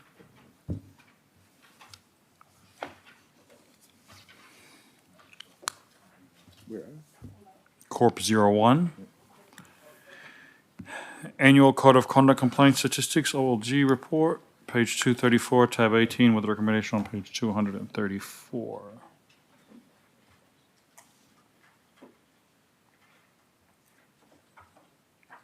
Happy to receive and note the report. Move Councillor McNaught, seconded Councillor Amoon. I've got some questions. Yes, Councillor. Through the CEO. Of the 148 complaints, how many were dismissed as trivial or lacking substance? Thank you. Through the chair, through the mayor, the criteria is a little bit ambiguous on the question, but the overview of the complaints starts at 237 through to 239, and these are the statistics that we apply to our metrics.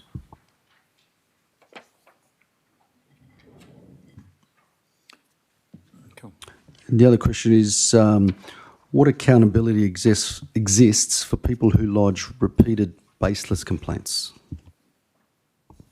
That would be, again, we're talking hypotheticals, but on the scenario that we had a situation that somebody was raising baseless complaints and there was a trend, that in itself would be a code of conduct matter.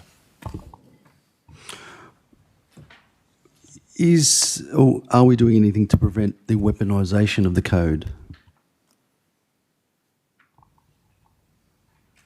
Yes, I mean, we have a very robust and professional governance regime as it relates to code of conduct. We are the experts in local government, given our numbers, and we look forward to any recommendations from the Commissioner and the public inquiry about how we can make this area better, because it's simply not sustainable that we manage 150 code of conduct complaints annually. You saw the numbers, Councillor. It's a significant cost. Only in the last couple of days and the last couple of witnesses, these issues have been put by the Commissioner, and he's certainly forecasting, if not inferring, that he's going to make some findings in this space. Why aren't complaints triaged at the start via a counselling meeting to eliminate political or malicious complaints? Yeah, thanks for the question. So it's the process is triage. Triage is the right word, but that's done through our governance area, essentially to establish whether it is or it is not. The process that you would describe is counterintuitive, because when one lodges a code of conduct complaint, by the very nature there are some confidentiality and probity issues complained. So it's not a process where we could go to immediate mediation or arbitration on a set of facts that could stop the process occurring. The process is well embedded, and again, our only challenge is volume. Should councillors who weaponise the system be financially liable for frivolous complaints? Look, those kind of matters are not for the CEO of a council to determine. Again, this is a matter that's I expect performance improvement notices or findings or the advice of the Commissioner will be accepted and heeded. I have an alternate motion if I can get it on the screen.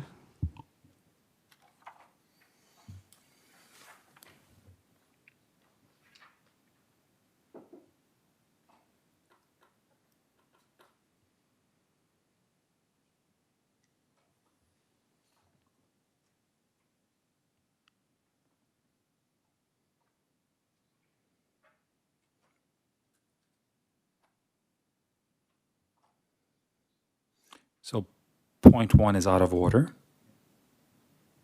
Okay, well, I can adjust that for you up to point 1. The last part after comma. Yes, so delete that part.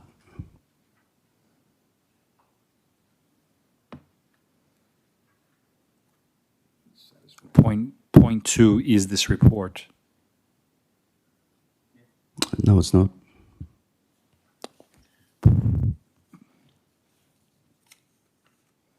Well, point 2A is covered in this report. So what is that number?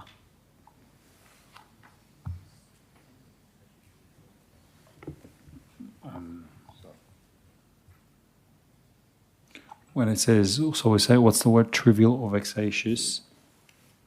Well, the nomenclature doesn't exist. So that number isn't contained in this report then?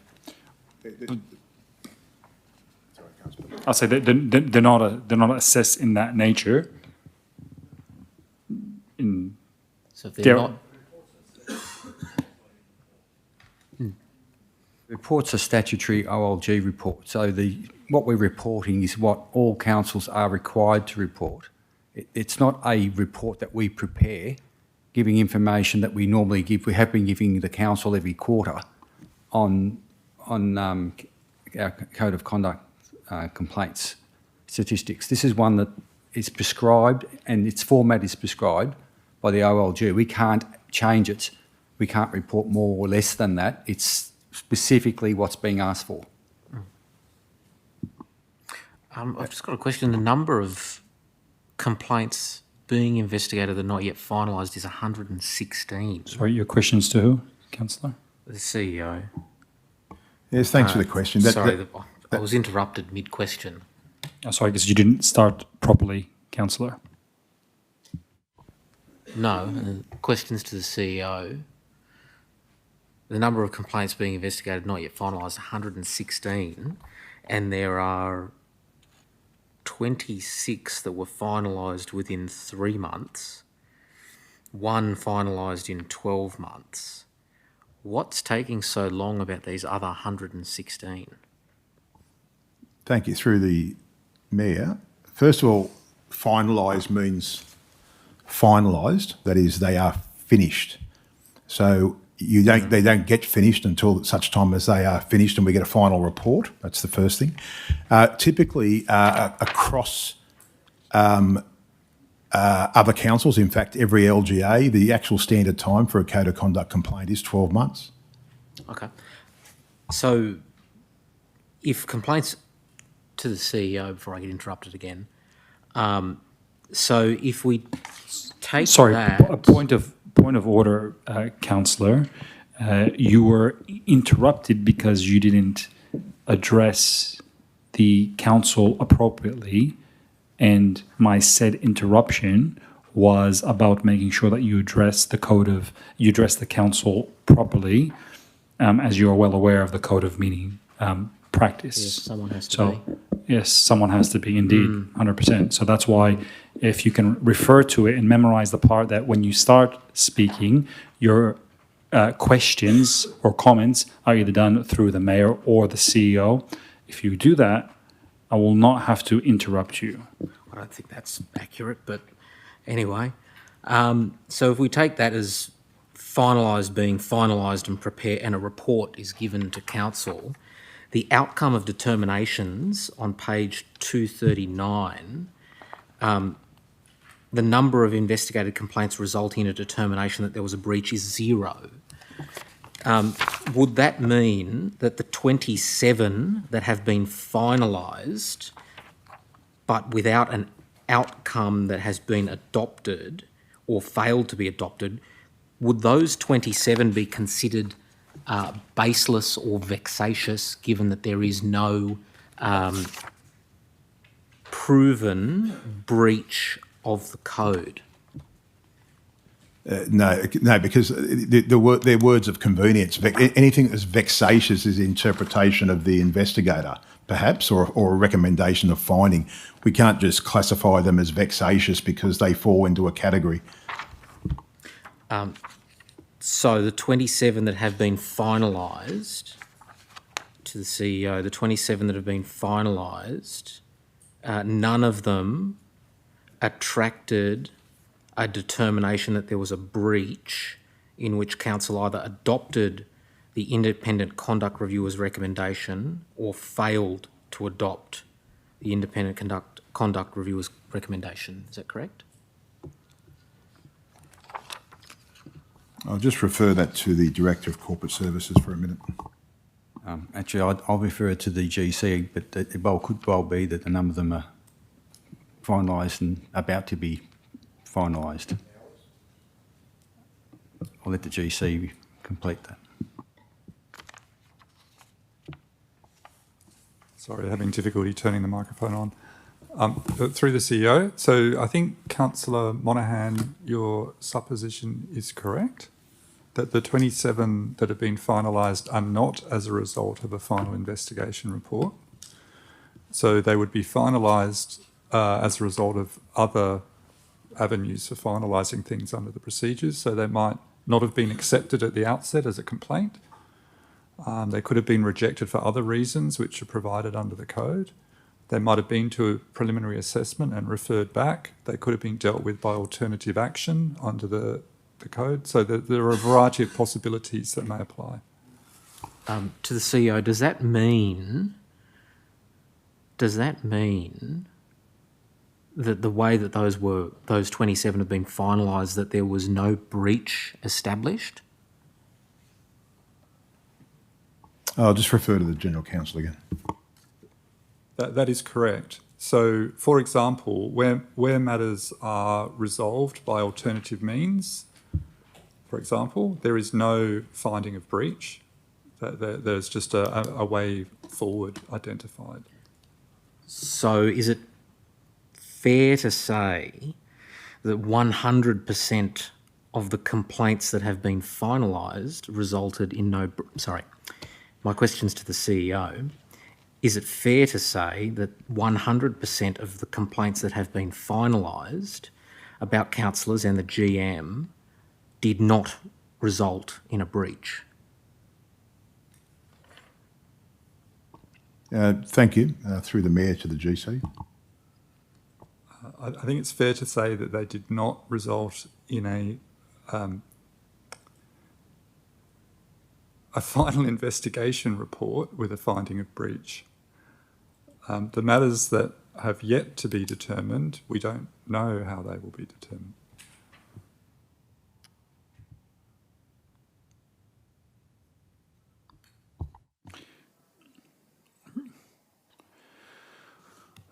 Okay, is there any further discussion about the motion? No, I'll put the motion. All those in favour, please raise your hands. Against, I declare it carried. Next item is Corp 02, page 240, tab 9, reclamation on page 240. Move Councillor McNaught. Seconded.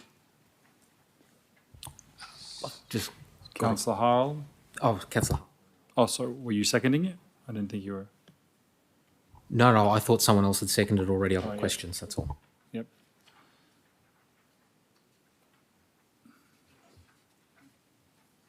Yep. Sorry. Yep. Questions, yes? Yes, to the CEO. I don't exactly recall the questions that are included in the annual pecuniary interest return. Does that include the residential addresses of councillors? Yeah, thank you for the question through the Mayor. I'll go to the General Counsel, and we also have the Manager of Governance here tonight as well. The responses to questions, Councillor, may include residential addresses because it asks about property ownership. And to the CEO, that information is obviously, for very good reasons, redacted. Thank you. Through the Mayor. So, Councillor, we typically redact personal information, and also where people request that we do not publish their address, we redact it. Okay, thank you. Any further discussion? I'll put the motion. All those in favour? Against? I declare it carried. Next item is Corp 03, page 244, tab 20, information on page 245. Moved Councillor McNaught, seconded Councillor Harrell. Any discussion? I'll put the motion. All those in favour? Against? I declare it carried. Can I just make a complimentary comment about this? Yes, sorry, CEO. Sorry, I just want to take the opportunity, councillors, to congratulate Vishwanath and the CFO, and also the Director of Corporate Services on our Strategic Investment Committee. We're $1.18 million ahead of where we were if we hadn't started the committee, and we typically a quarter point up against benchmarks. We are working significantly harder on this little piece of work because it is literally it's quite a ripe area. So congratulations to those two people. No, thank you.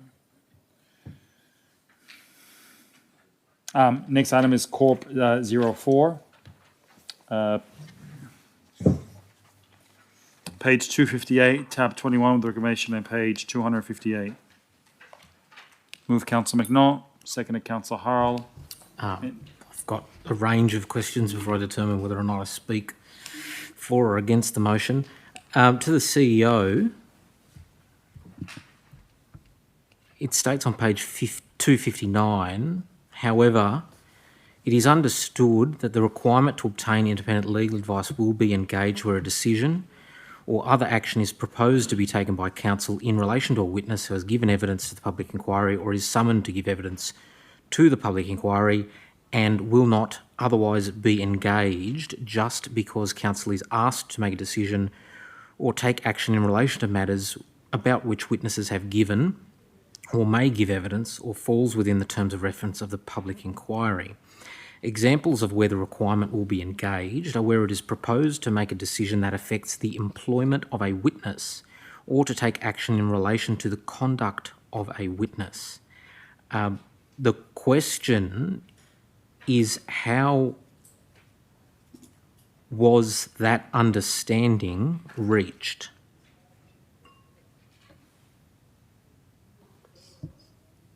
Thank you. Through the Mayor, I'll refer to the General Counsel. It was reached, Councillor, by me attempting to understand the motion of the 14th of October, and I thought it best, having reached my own understanding, to share that with the councillors so that if I had misunderstood, then there would be an opportunity to clarify. Thank you. To the CEO, was that understanding informed by debate by councillors on the motion? No, by reading the text of the motion, by the text of the resolution. My questions to the CEO. Point 2 of that resolution does not refer to employment or action in relation to conduct of a witness. So how did the employment or action in relation to the conduct of a witness your understanding of that come about? Councillor, just an attempt to understand what the words action by counsel on matters related to witnesses meant. So I took that to mean not everything related to something on which a witness may have given evidence, but to mean action related to witnesses, which I thought probably related to their employment or conduct. That was my understanding when I read it, and that's why I've sought to share it to see whether I've understood it correctly or not. My question is to the CEO. Why did that understanding become so specific as to employment or conduct of a witness? What led you to that understanding?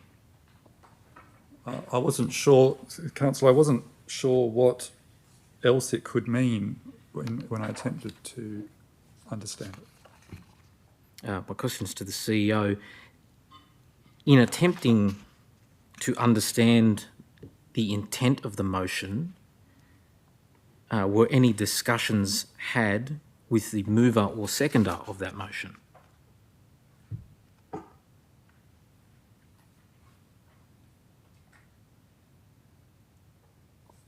No. My question is to the CEO. In attempting to understand the meaning, the intent of that motion, was any discussion had with any members of the executive leadership team?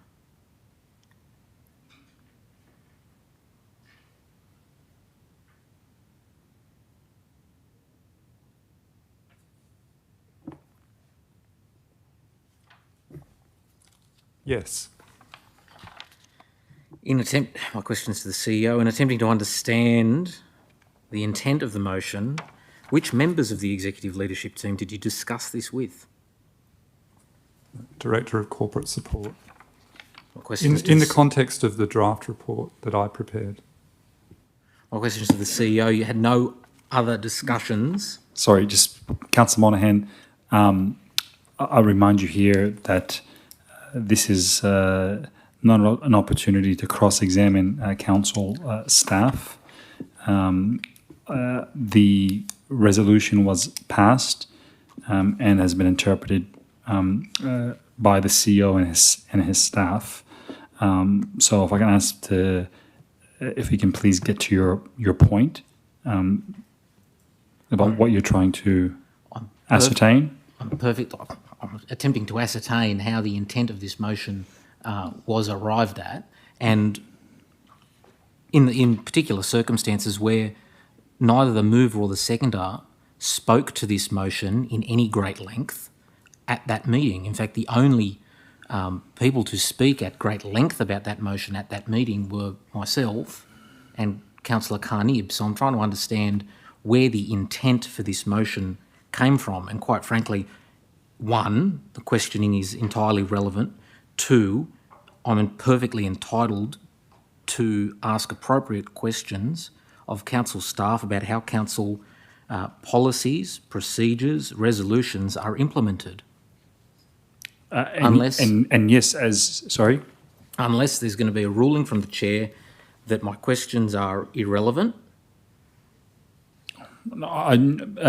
No, it's the under the Local Government Act, a decision of council is when a resolution is carried, and the resolution is what is written on the screens in front of us. There is no provisions for interpretations, looking at the debate, talking to the mover and seconder. It's not like Parliament where there's maybe a second or third reading of the speech and of the legislation, and then maybe that could be considered. Ultimately, it's black and white of what's written. Exactly, that's why I'm asking these questions, because neither employment nor conduct of a witness is included in that black and white motion. That's why I'm trying to understand where the intent comes from, because the wording of that is the wording of the motion is that resolves that council will await the findings and recommendations of the Commissioner arising from the public inquiry and the final determination by the Minister, and defer making any further consideration or action by council on matters related to witnesses before the inquiry should only occur after obtaining independent legal advice confirming A or B. You'd agree that in that black and white, there is no reference to employment or conduct of a witness. It's simply matters related to witnesses. So again, in the absence of a ruling that either the questions are irrelevant or I'm somehow or other not entitled to ask questions about council business, I'd like to further understand how this motion is going to be implemented. Is there a ruling, or can I continue? I think you can continue to a certain extent, and I'm mindful that that staff can take the questions on notice. Of course. But I'm also mindful that we have a meeting that we'd like to get through, and if I think, was it you giving evidence the other day saying that council meetings go on for too long? They do. Okay, great. They do. Well, if you shorten I'm your not the chair. questions, we'll probably might finish a little bit quicker. Hey, I'd be happy to chair the meeting. Ask the people of Liverpool for that privilege. You could step down at any point. Would you give me a go for an hour? You want to have a crack? I'll let you have a crack. We can swap. Huh? We can swap. I'm happy to give. Yes, I'm inviting you to swap. Huh? Yeah, not now, but I'm happy to. Not now. When? No, now. We do another meeting. I'm actually happy Another to. It's meeting? good Which other meeting? A meeting in the future. Yes. Maybe I can start chairing a committee meeting if you like, as a entry point into it. That's all right. I think I'd be more than capable of doing this job. I think I'd get through this in a lot quicker. Yeah. Yes, Councillor McNaught. It's a disparaging remark to make by Councillor Monaghan. I'd like him to withdraw that, and I would like to get on with the agenda. Thank you. Yes, Councillor Monaghan, I would, whilst our pleasant exchange has concluded, I see Councillor McNaught's point, but for the sake of brevity, let's just move on. I'm happy. Good. Because it was a pleasant exchange and I'm not withdrawing it.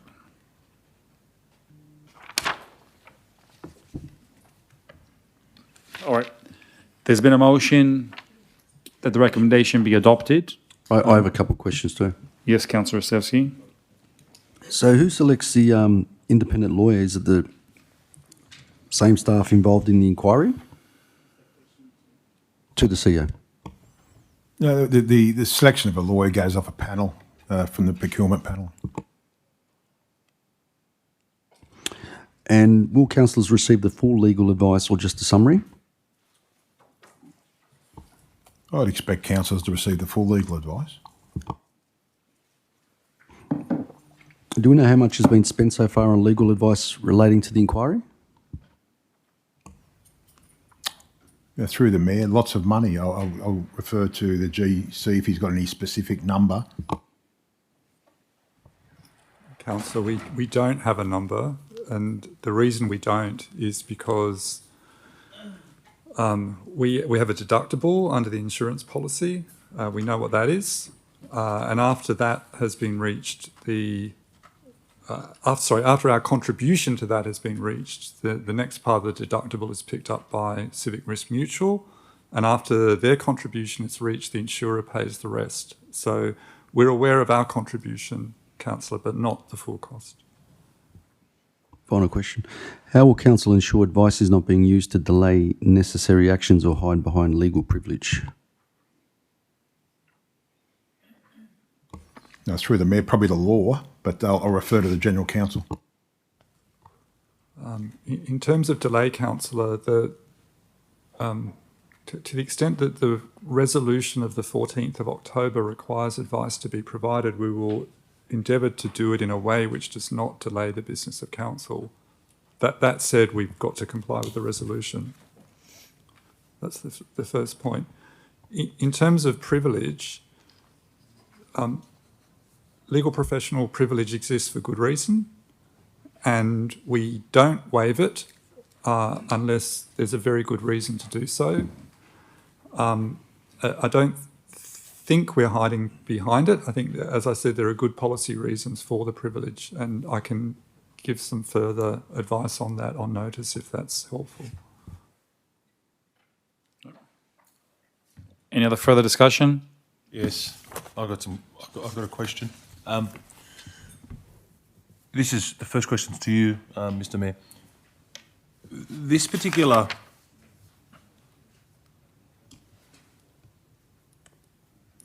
noting of this report and the dot point on the second dot point on 259,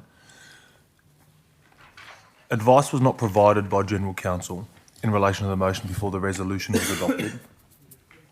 However, it's understood that the requirement to obtain legal advice, and I understand that to be, perhaps at this point in time through the Mayor, just to the General Counsel, at this point in time, that particular sentence, however, it's understood that the requirement to obtain independent legal advice is that the General Counsel at the current juncture providing essentially legal advice as to the notice of motion that was passed previously. You asking me or the General Counsel? I'm asking you through the General Counsel through you. Councillor, I think I've answered that question in different ways and in the report. It's simply my attempt to understand what's required of me, and I'm explaining how I've understood the resolution. Okay, all right. If that assists. The next question is to the Mayor at first point. Dot point 2 of that paragraph articulates, will not otherwise be engaged just because council is asked to make a decision or take action in relation to matters about which witnesses have given or may give evidence or which falls within the terms of reference of the public inquiry. But through the CEO to the General Counsel, but that's exactly what the motion articulates. This is in direct contradiction of that.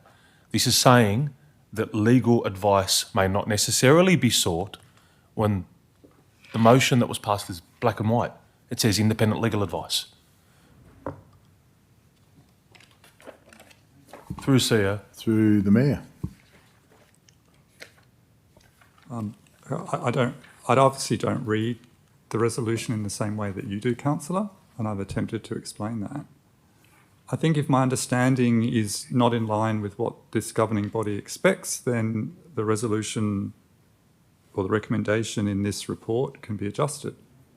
But that is the way I have read it. I did not think this council intended that every matter essentially that falls within the scope of the terms of reference of the inquiry would require independent legal advice before this council could take a decision in relation to it. That is just the way I read the resolution. And that is what I sought to make clear in this report. And as I say, if I've misunderstood that, I stand to be corrected by this governing body. Through the Mayor to the General Counsel. But that is what the resolution is. It's in black and white, and it says that any matters pertaining to witnesses at the inquiry, independent legal advice is. So it's specific. It's specific, and I raised concerns about this at the meeting where that resolution was passed. That it was too specific, and it put a blanket approach over it. How does this, with respect, how does this come from that motion? Sorry, so before you answer, General Counsel, the General Counsel has clearly indicated, Councillor, that he has a different interpretation than you. Any further questions about that will be taken on notice. I'm not even going to refer to the General Counsel. Okay, well, I've got a further question of the General Counsel, and if you think it's inappropriate, then you can ask to withdraw it or what have you. But I've got a further question. Well, I've got a further question through the Mayor. What's your question, Councillor? The question is this. Your interpretation of that motion, is it the case that we have to comply with your interpretation of that motion if this is passed, as opposed to what's in the initial notice of motion that was passed? So are you asking to me? Through you to the General Counsel. If you have questions to staff, have to go through the CEO. Through the CEO to the General Counsel. Yep. To the CEO. Thank you, Council. We'll take that question on notice. Could the minutes reflect that question is going to be taken on notice, please? Yes. So if that question's going to be taken on notice, how do we vote on this motion now? All right, refer to the General Counsel. Yes. The purpose of this report... Sorry, it flicked on and off. The purpose of this report was not to dictate to this council what its resolution is. I am a person who is required to respond to the resolution because it calls for legal advice. I was simply trying to make clear my understanding of the resolution and how I intended to apply it, to precisely for the purpose of giving this council an opportunity to correct my understanding if I was wrong about it. To the CEO, could I respectfully correct that interpretation and ask where such a specific intent or what led you to understand so specifically that the motion related to employment when the motion doesn't contain the word employment, doesn't refer to employment, and debate did not refer to employment? Mr Mayor, I have a point of order. I'm just referring to 9.17 of the Code of Meeting Practice.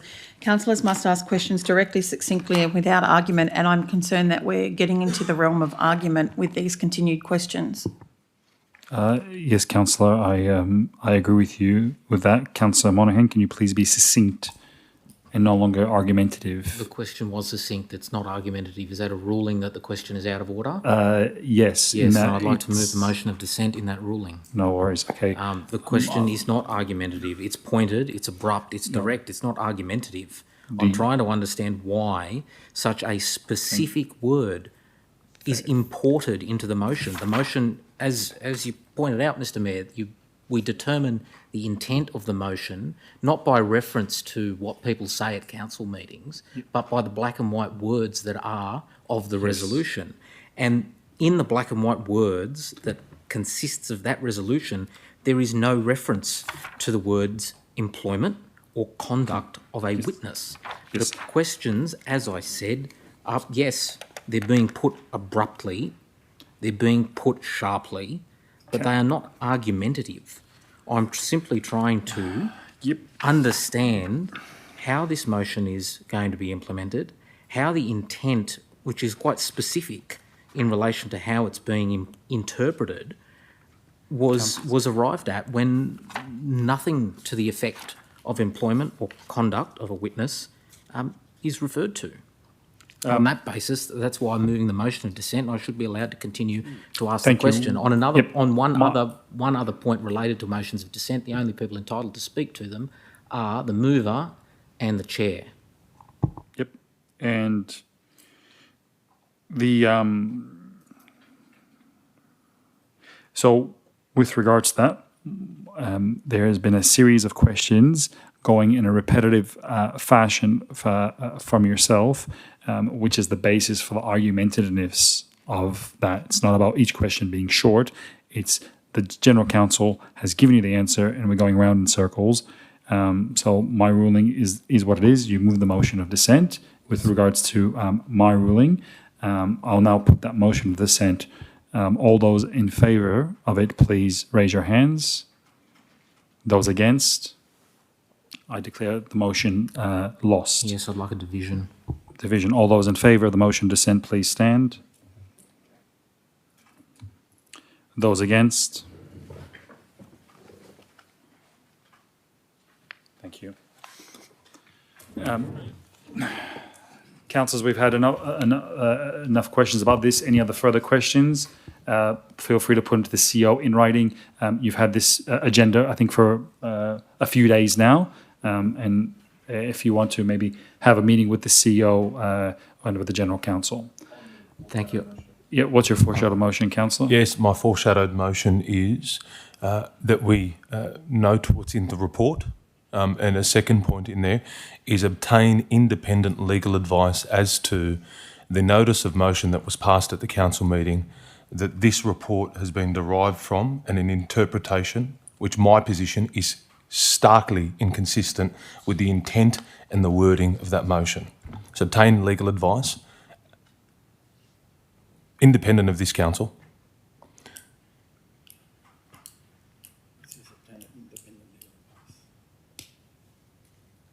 as to the interpretation of the notice of motion that was passed. The date was 14 October.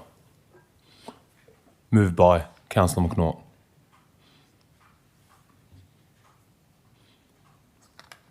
Interpretation of the notice of motion that was passed. All right. Seconded.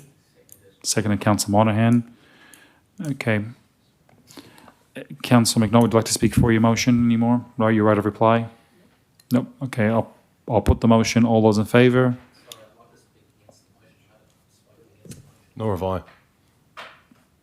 All right, well, I think we'll have to amend this code of meeting practice because if 50 questions, it sounded like you were speaking against it. No, I've made it quite clear at the beginning. My position on the motion was going to be determinative of the questions that I had asked. Yep, great.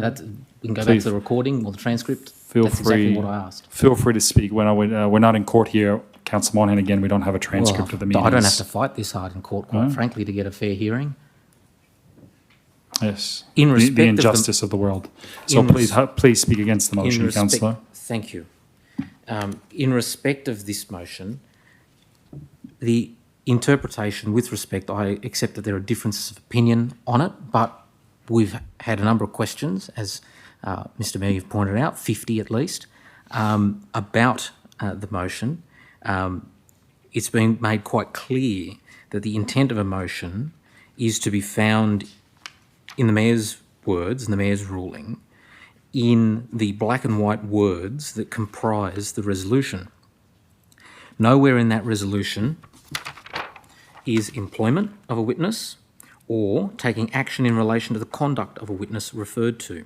Even if we go beyond that and wish to interpret that motion by way of interrogation of council's debate on the motion, the seconder didn't speak to the motion. The mover spoke very briefly to the motion and made one minor amendment. In any of those remarks, there is no reference to the intent of the motion. There was a clear disagreement with what I was putting forward as the intent of what was being put to council, given the black and white nature and the clear nature of that motion. But it wasn't clarified as to what that intent might be beyond the words that were put to council. The words that are put to council is that we would defer making any further consideration or action by council on matters related to witnesses. That doesn't refer to any specific intent beyond related to witnesses. Related to a particular thing is exceptionally broad. It's precisely the thing that I raised and Councillor Carnib raised when the motion was put to council. If the intent was, in fact, to engage this provision in respect of decisions that affect employment of a witness or to take action in relation to the conduct of a witness, I'm quite happy for the motion that was passed to be rescinded and put back before council with that specific intent. Absent that, the intent is black and white. Defer taking action related to witnesses. It's clear. In respect of the questions that I was attempting to ask before being shut down, it was attempting to find out where that intent came from, given that specificity is imported. It is not within the motion. It was not contained in debate. It's simply a silly position that council is in, that we have a resolution that states we must obtain advice, independent legal advice, which, again, I mean, there were questions about the interpretation of independent, whether or not independent is council legal staff directly employed or briefing out to an independent external lawyer.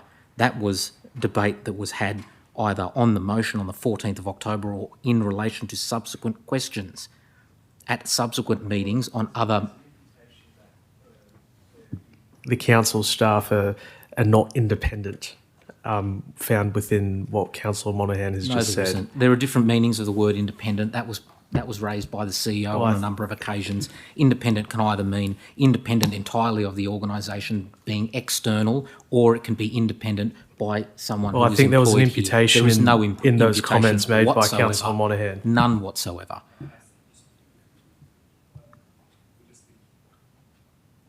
Oh, wrong button. Can we just move on quickly, please, and get to the point, Councillor Monaghan? Yes, I'm making the point. Yeah, continue. Thank you. It's a silly position that council is in, that this is a resolution that we have to abide by. It's frankly absurd. There's a public inquiry going on. We are still elected. We still have to conduct our functions and obligations under the Act.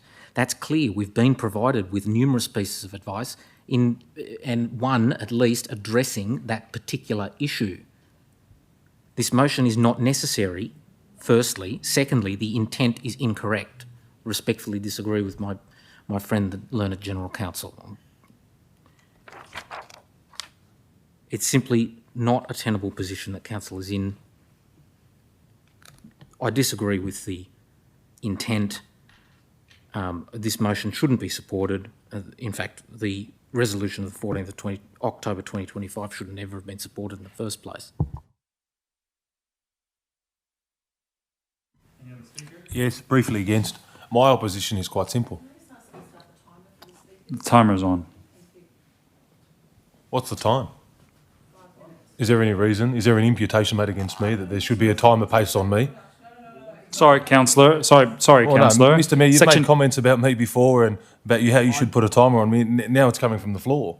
Is there an imputation against me that I need a timer? No, Councillor. Sorry, no councillor made any imputations against you. They asked that a timer be put on and it be enforced strictly. And I said the timer is already on and it's covered under section 10.17 of the Code of Meeting Practice. All right, so we're putting timers on now. We can request timers of you, Mr.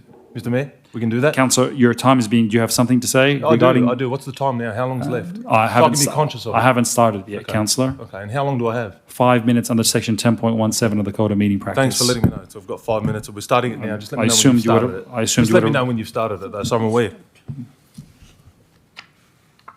We've got the clock on. Okay.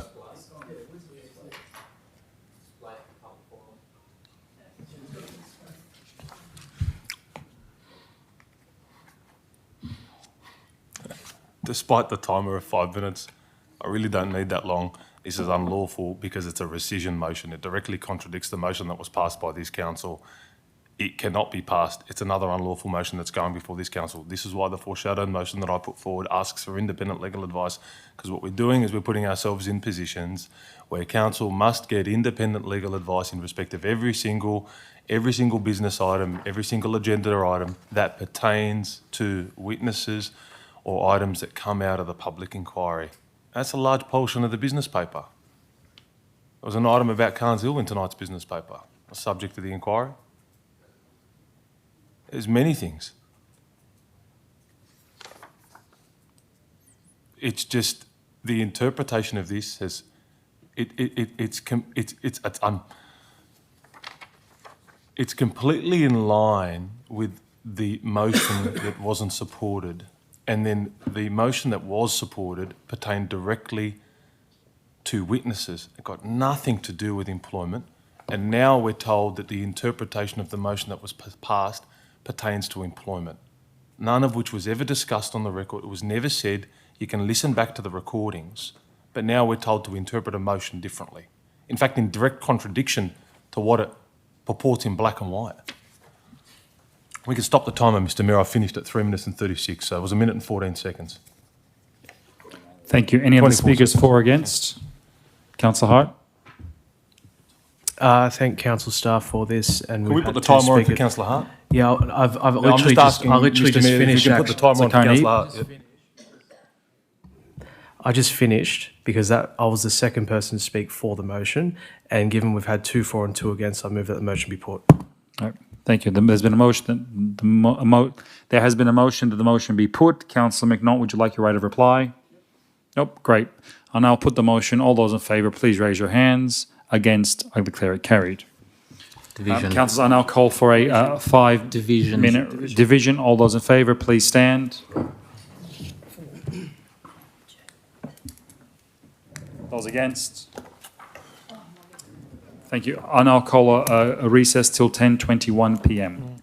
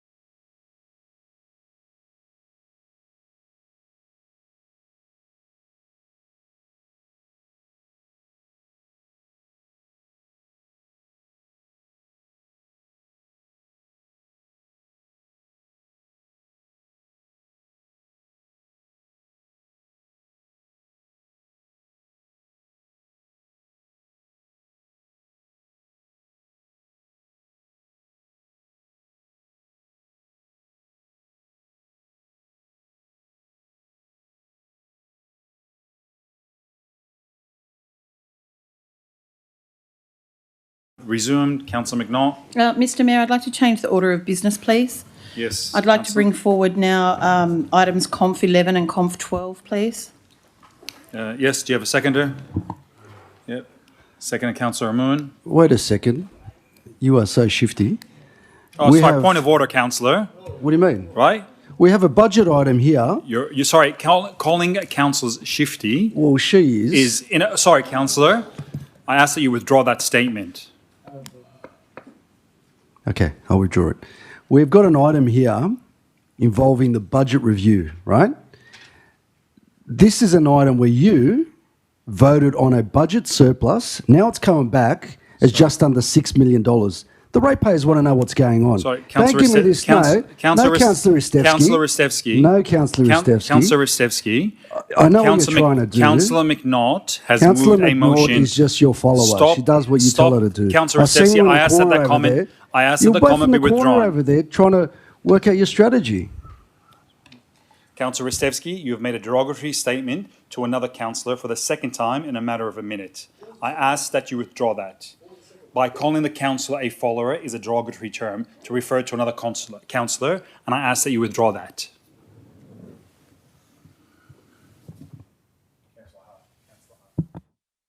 Her pre-selection depends on you.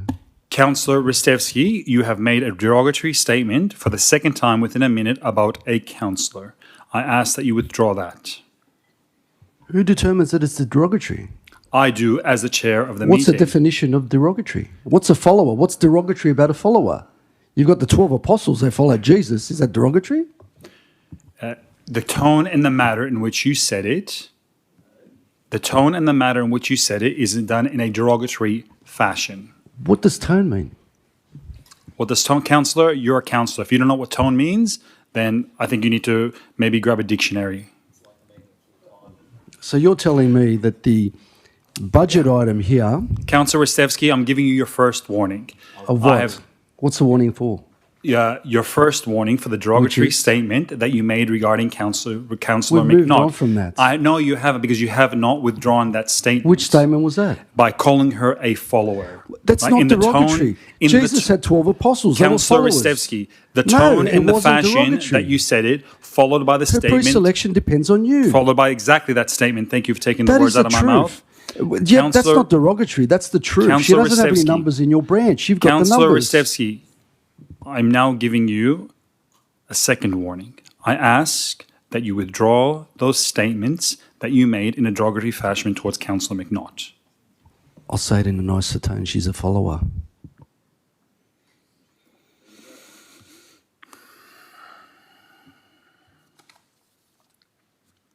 So you don't have the call. Councillor McNaught, you moved a motion to bring the items forward, seconded by Councillor Moon. Right. I'll put the motion. All those in favour? Against? I declare it carried. Division. Yep. All those in favour, please stand. Against? So we'll now move to Conf 11. Sorry. So there's a number of conflict interests. So all the staff except for the General Counsel, Governance Manager, so the CFO, all the executive services can stay, but all the other staff will be leaving the chambers. And Director Kikish will come into my role. Can it be made clear in compliance with the Code of Meeting Practice whether or not that conflict is pecuniary, non-pecuniary, significant, less than significant, and what action will be taken and what the basis of the conflict is? Yes, so in my, well, it's not a requirement for... Sorry, I've got to ask the question. Yeah, because no one's given you the call yet, Councillor. Yes, Mr. CEO. Okay, so I'll just refer to myself, thank you. So I've got a non-pecuniary significant, and my nature of interest, I'm erring on the side of caution. I don't know what's in the papers on 11 and 12, but my understanding is I could have a potential involvement in the matters. So I'll be leaving the chambers as a CEO and putting Lena Kakish in as proxy. Anybody else want to disclose? My question's to the CEO. How can you declare a conflict of interest over an item that you haven't seen?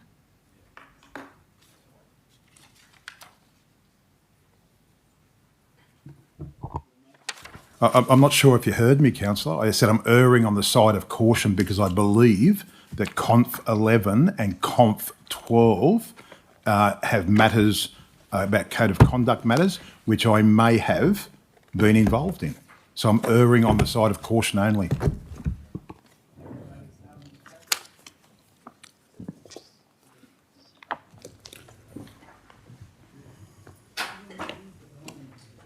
Chair.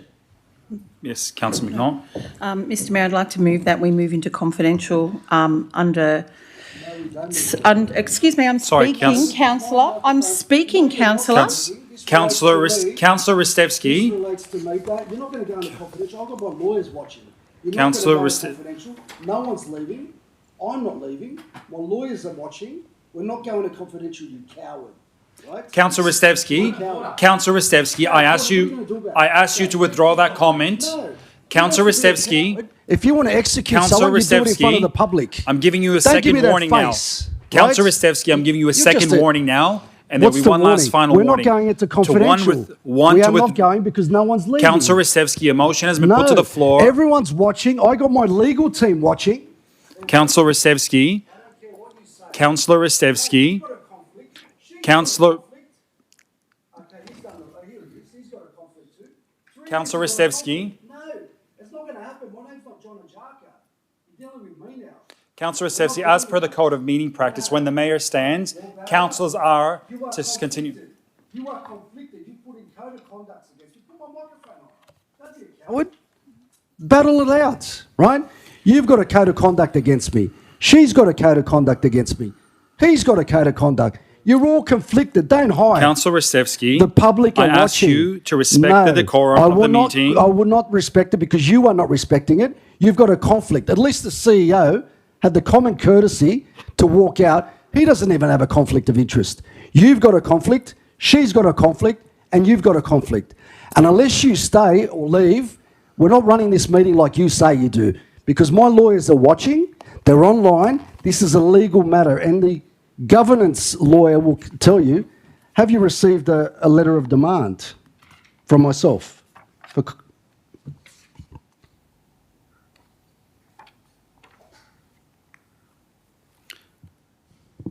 Councillor McNaught, you are moving a motion? Sorry. You cannot move a motion. Councillor Ristevski, you do not have the call. Yes, I do. She's conflicted. You are conflicted. You're not going to do a John and Jarker here. Everyone's going to be watching.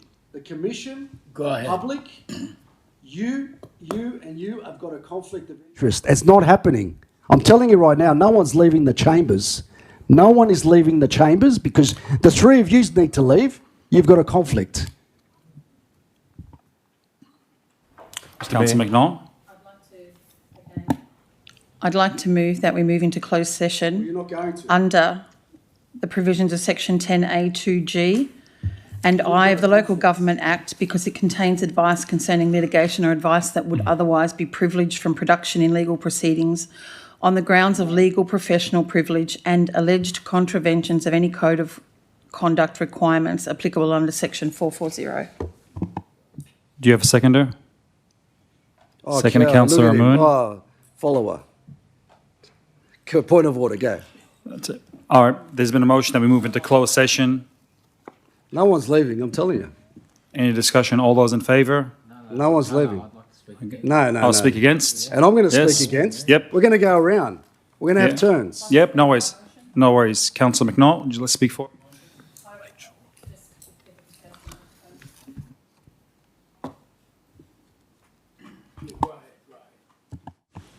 I think by... Can I ask that a timer be put on, Mr Mayor? It's late, it's 10:40. I know you're conscious of the time, I want the timers on. I'll just continue. It won't take me 5 minutes. I've already read out the provisions under which I think that we need to close the meeting, and that's me speaking for the motion to close. Yep. If we have a look at Are you speaking Section for or 10 against the motion? I already indicated that I was Just speaking confirming. against the motion. Thank you. Just confirming, okay. I'd also like to confirm that Section 10, capital A, of the Local Government Act, and can we have the timer back on the screen so I know how long I've got? Thanks. Confers a discretionary right on council to close as much of its meeting as to comply with a number of limited circumstances under the Act. It's not a requirement. I think that council should be having this debate in public for a number of reasons, specifically given that we all know what this is about. It'd be Kafkaesque, again, to go into a closed session to discuss a matter that is clearly well and truly in the public domain. Beyond that, conflicts of interest were raised in respect of whether or not particular persons may or may not have a conflict in the item. It's clear that this matter relates to witnesses at the inquiry, even on the definition that council has adopted. This is taking action in respect of a witness who has given evidence at the public inquiry. I note that there has been advice received to that effect. However, the question remains in respect of conflicts of interest. Are other people similarly in the position of Mr. Breton and other staff who think they may have a potential conflict in the matter? And if so, why haven't they been declared? Secondly, conflicts were declared over motions that included simply the words public inquiry, let alone going towards motions that are directly related to witnesses on council's narrow definition of the motion of urgency that was passed on the 14th of October. Again, those conflicts would necessarily remain.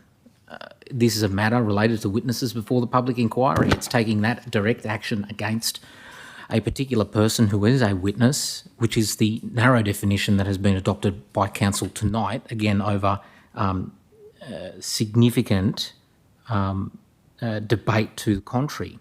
Now, except that there are differences of opinion, but nonetheless, those conflicts remain. I think it's quite rightly pointed out, maybe in a less than orderly fashion, but those conflicts exist. Those conflicts, if the timer could be paused. Yeah. No, I think the director wants to refer to the general counsel. Has got his hand up. I don't want to interject more than I have to, other than to say that the Code of Conduct procedures, which we're obliged to follow in relation to Code of Conduct complaints, provide at 7.47 that council is to close the meeting to the public to consider the final investigation report in cases where it is permitted to do so under Section 10A of the LGA. That's what the procedures provide. Sorry, through the relevant director. So we must close the meeting in dealing with these items. That is the way I read the procedures. They require the meeting to be closed. And they being the Code of Conduct procedures? The Code of Conduct procedures which are provided with each of the confidential reports. Mr. Mayor, I've just got one question, if I can ask it.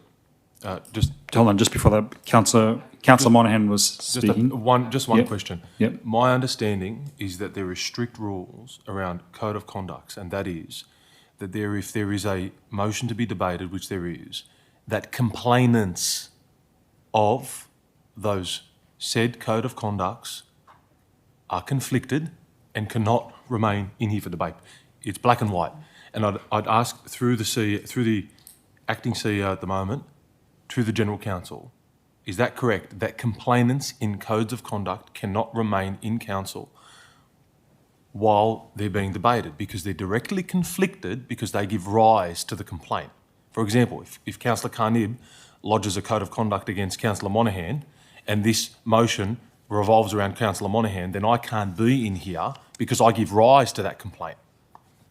The acting. So I believe that is stated in the report to council. It is also stated in the Code of Conduct Procedures, if you look at 7.48, where the complainant is a councillor, they must absent themselves from the meeting and take no part in any discussion or voting on the matter.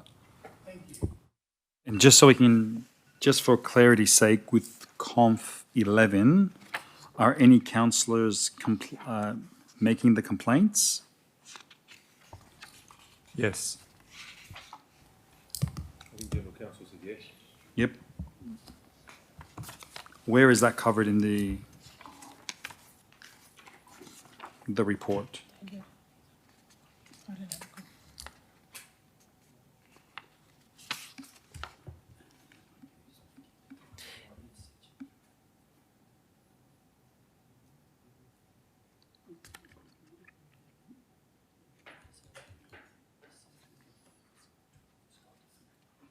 I understand Conf 12 does. I wasn't sure about Conf 11.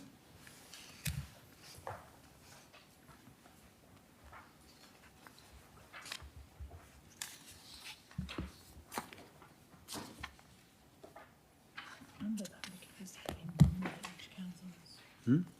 Under that procedure, he can nominate which councillors need to leave.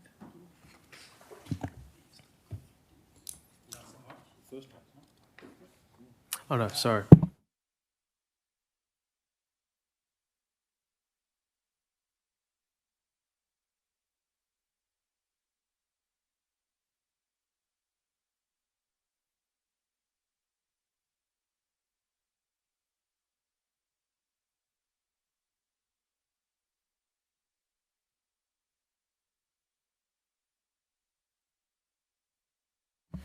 Actually, through the mayor to the director, just to confirm my understanding, what I have read in the report is that if a Who's the councillor question is a to? complainant, Who's the question to? I referred it to the director.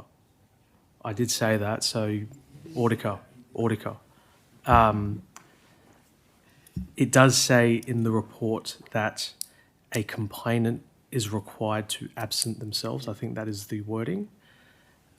Does that require the complainant to declare a conflict of interest? Through to the GC. There is nothing in the procedures which remove the requirements around conflict, around declaration of interest. So the Code of Conduct will continue to apply. It's just you have an extra layer which makes clear that a complainant is to leave the room.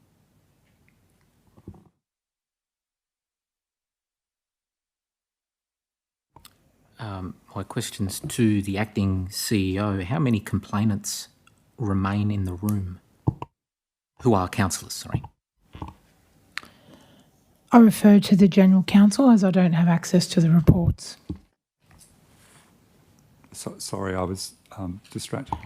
How many complainants remain in the room currently?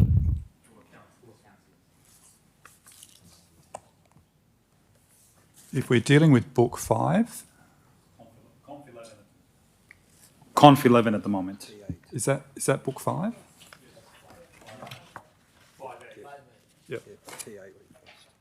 So it's the T8 report. Our understanding is that there are 2 councillors in the room who are complainants in relation to those matters. But if I'm mistaken, I could stand to be corrected. My understanding is that the Mayor and Councillor Hart are complainants in some of those complaints. So does that mean... If there is an issue about that, we can go back and check. Question is to the acting CEO. Does that mean that Councillors Hart and Manoon must absent themselves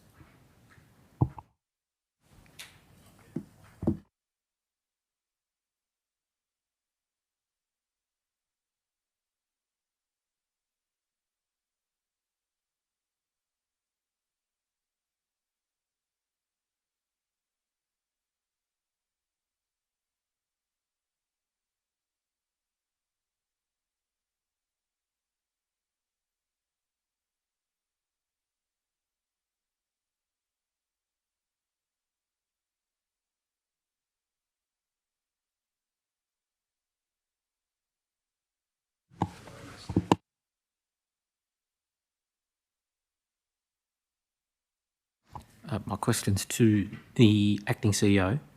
We're still live, correct? Yes. Good, thank you.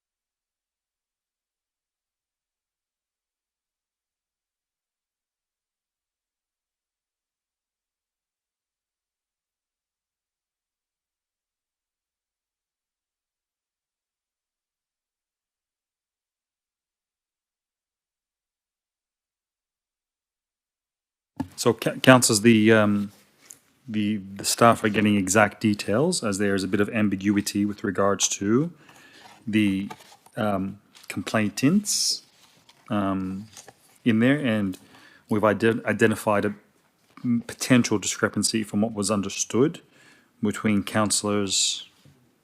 So we're just getting that cleared up. Now, I'm just mindful of the time being 10:53 and the meeting having 7 minutes to go. What I would like to do is there's no point starting the debate at this time and the discussion. So I would like to declare, I'd like to, what's the exact term? Just get the exact, let me make sure with the current new code of meeting to make sure that we have the right clause. So bear with me for a moment.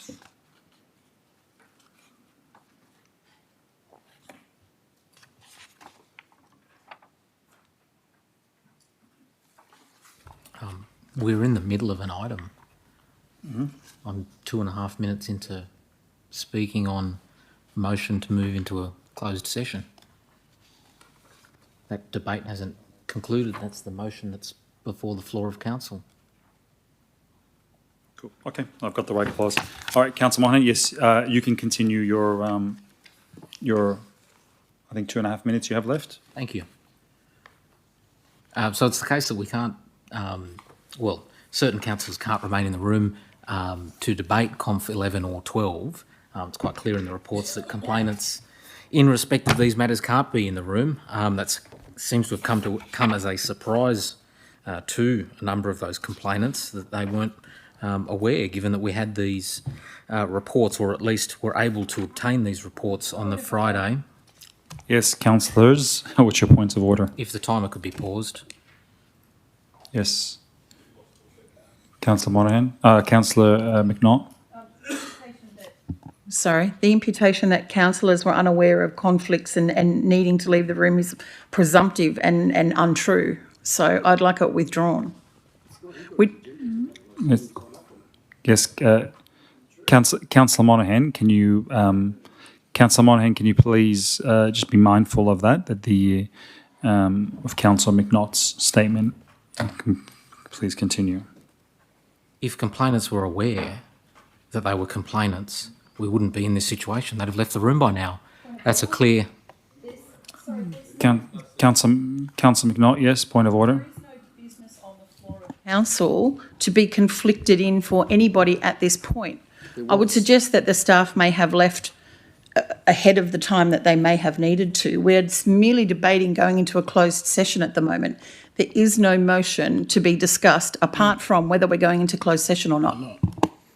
Councillor Monahan, as you're well aware, I think Councillor McNaught is right. This is only a discussion about going into closed session. So, but it's about a specific item, Mr. Mayor. It's a specific item that we're discussing about going into closed session, where councillors who are named, and it's been said now on the record, have removed as per the recommendation. But in any event, it's the subject item that's in dispute, and it's attempted to go into closed session on the subject item. Councillor Carney, we've had advice from the General Counsel with regards to what we need to do, what we have to do. There's currently, Councillor Monahan is speaking against that. There are reasons we have to do it like that as an element of confidentiality before we progress and maybe people declare interest, as the items are highly confidential. But Councillor Monahan can continue debating against the rules in the Code of Conduct. Please, you have a minute and 50 seconds. My question's to the Acting CEO. I'm happy for this to take my time. Is it the case if we moved into closed session, complainants would have to leave the room? Yes. Then I've finished. Thank you. Councillors, as we are approaching 11 p.m. and 2 minutes left with regards to the council meeting, I would like to, under section 18.2b, adjourn the meeting to 6 p.m. Tomorrow, Thursday, to continue here at Liverpool City Council chambers. Wait a second, you need to ask me, is this code of conduct relates to me, whether I'm available at that time? You can't just make it according to you. I need to be present. Under section 18.2b, it is the chairperson who fixed the time, date and place of the actual adjourned council meeting, and I'm doing that under section 18.2b. With respect, Mayor, why don't you just ask councillors' opinion to see if you can come up with an adjourn date that suits everyone? You've done it before. The Councillor McNaught. Sorry, I'm mindful of the fact that the chair sets the adjournment time, as has been done in previous adjournments of council in this term. So if we could just set that time and move on. The chair has always asked. Councillor. Oh, we weren't. Wasn't asked before. Under clause 18.3.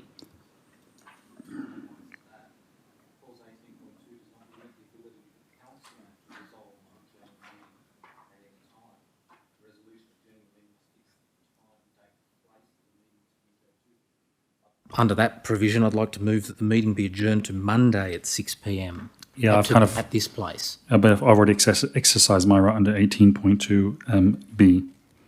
So, thank you, everyone. I would like to now declare the meeting. Yeah, that's right. Turning off my microphone. Why don't you just ask us? Thank you, Why don't you just councillors. ask us if we're available? I declare the meeting closed. Thank you.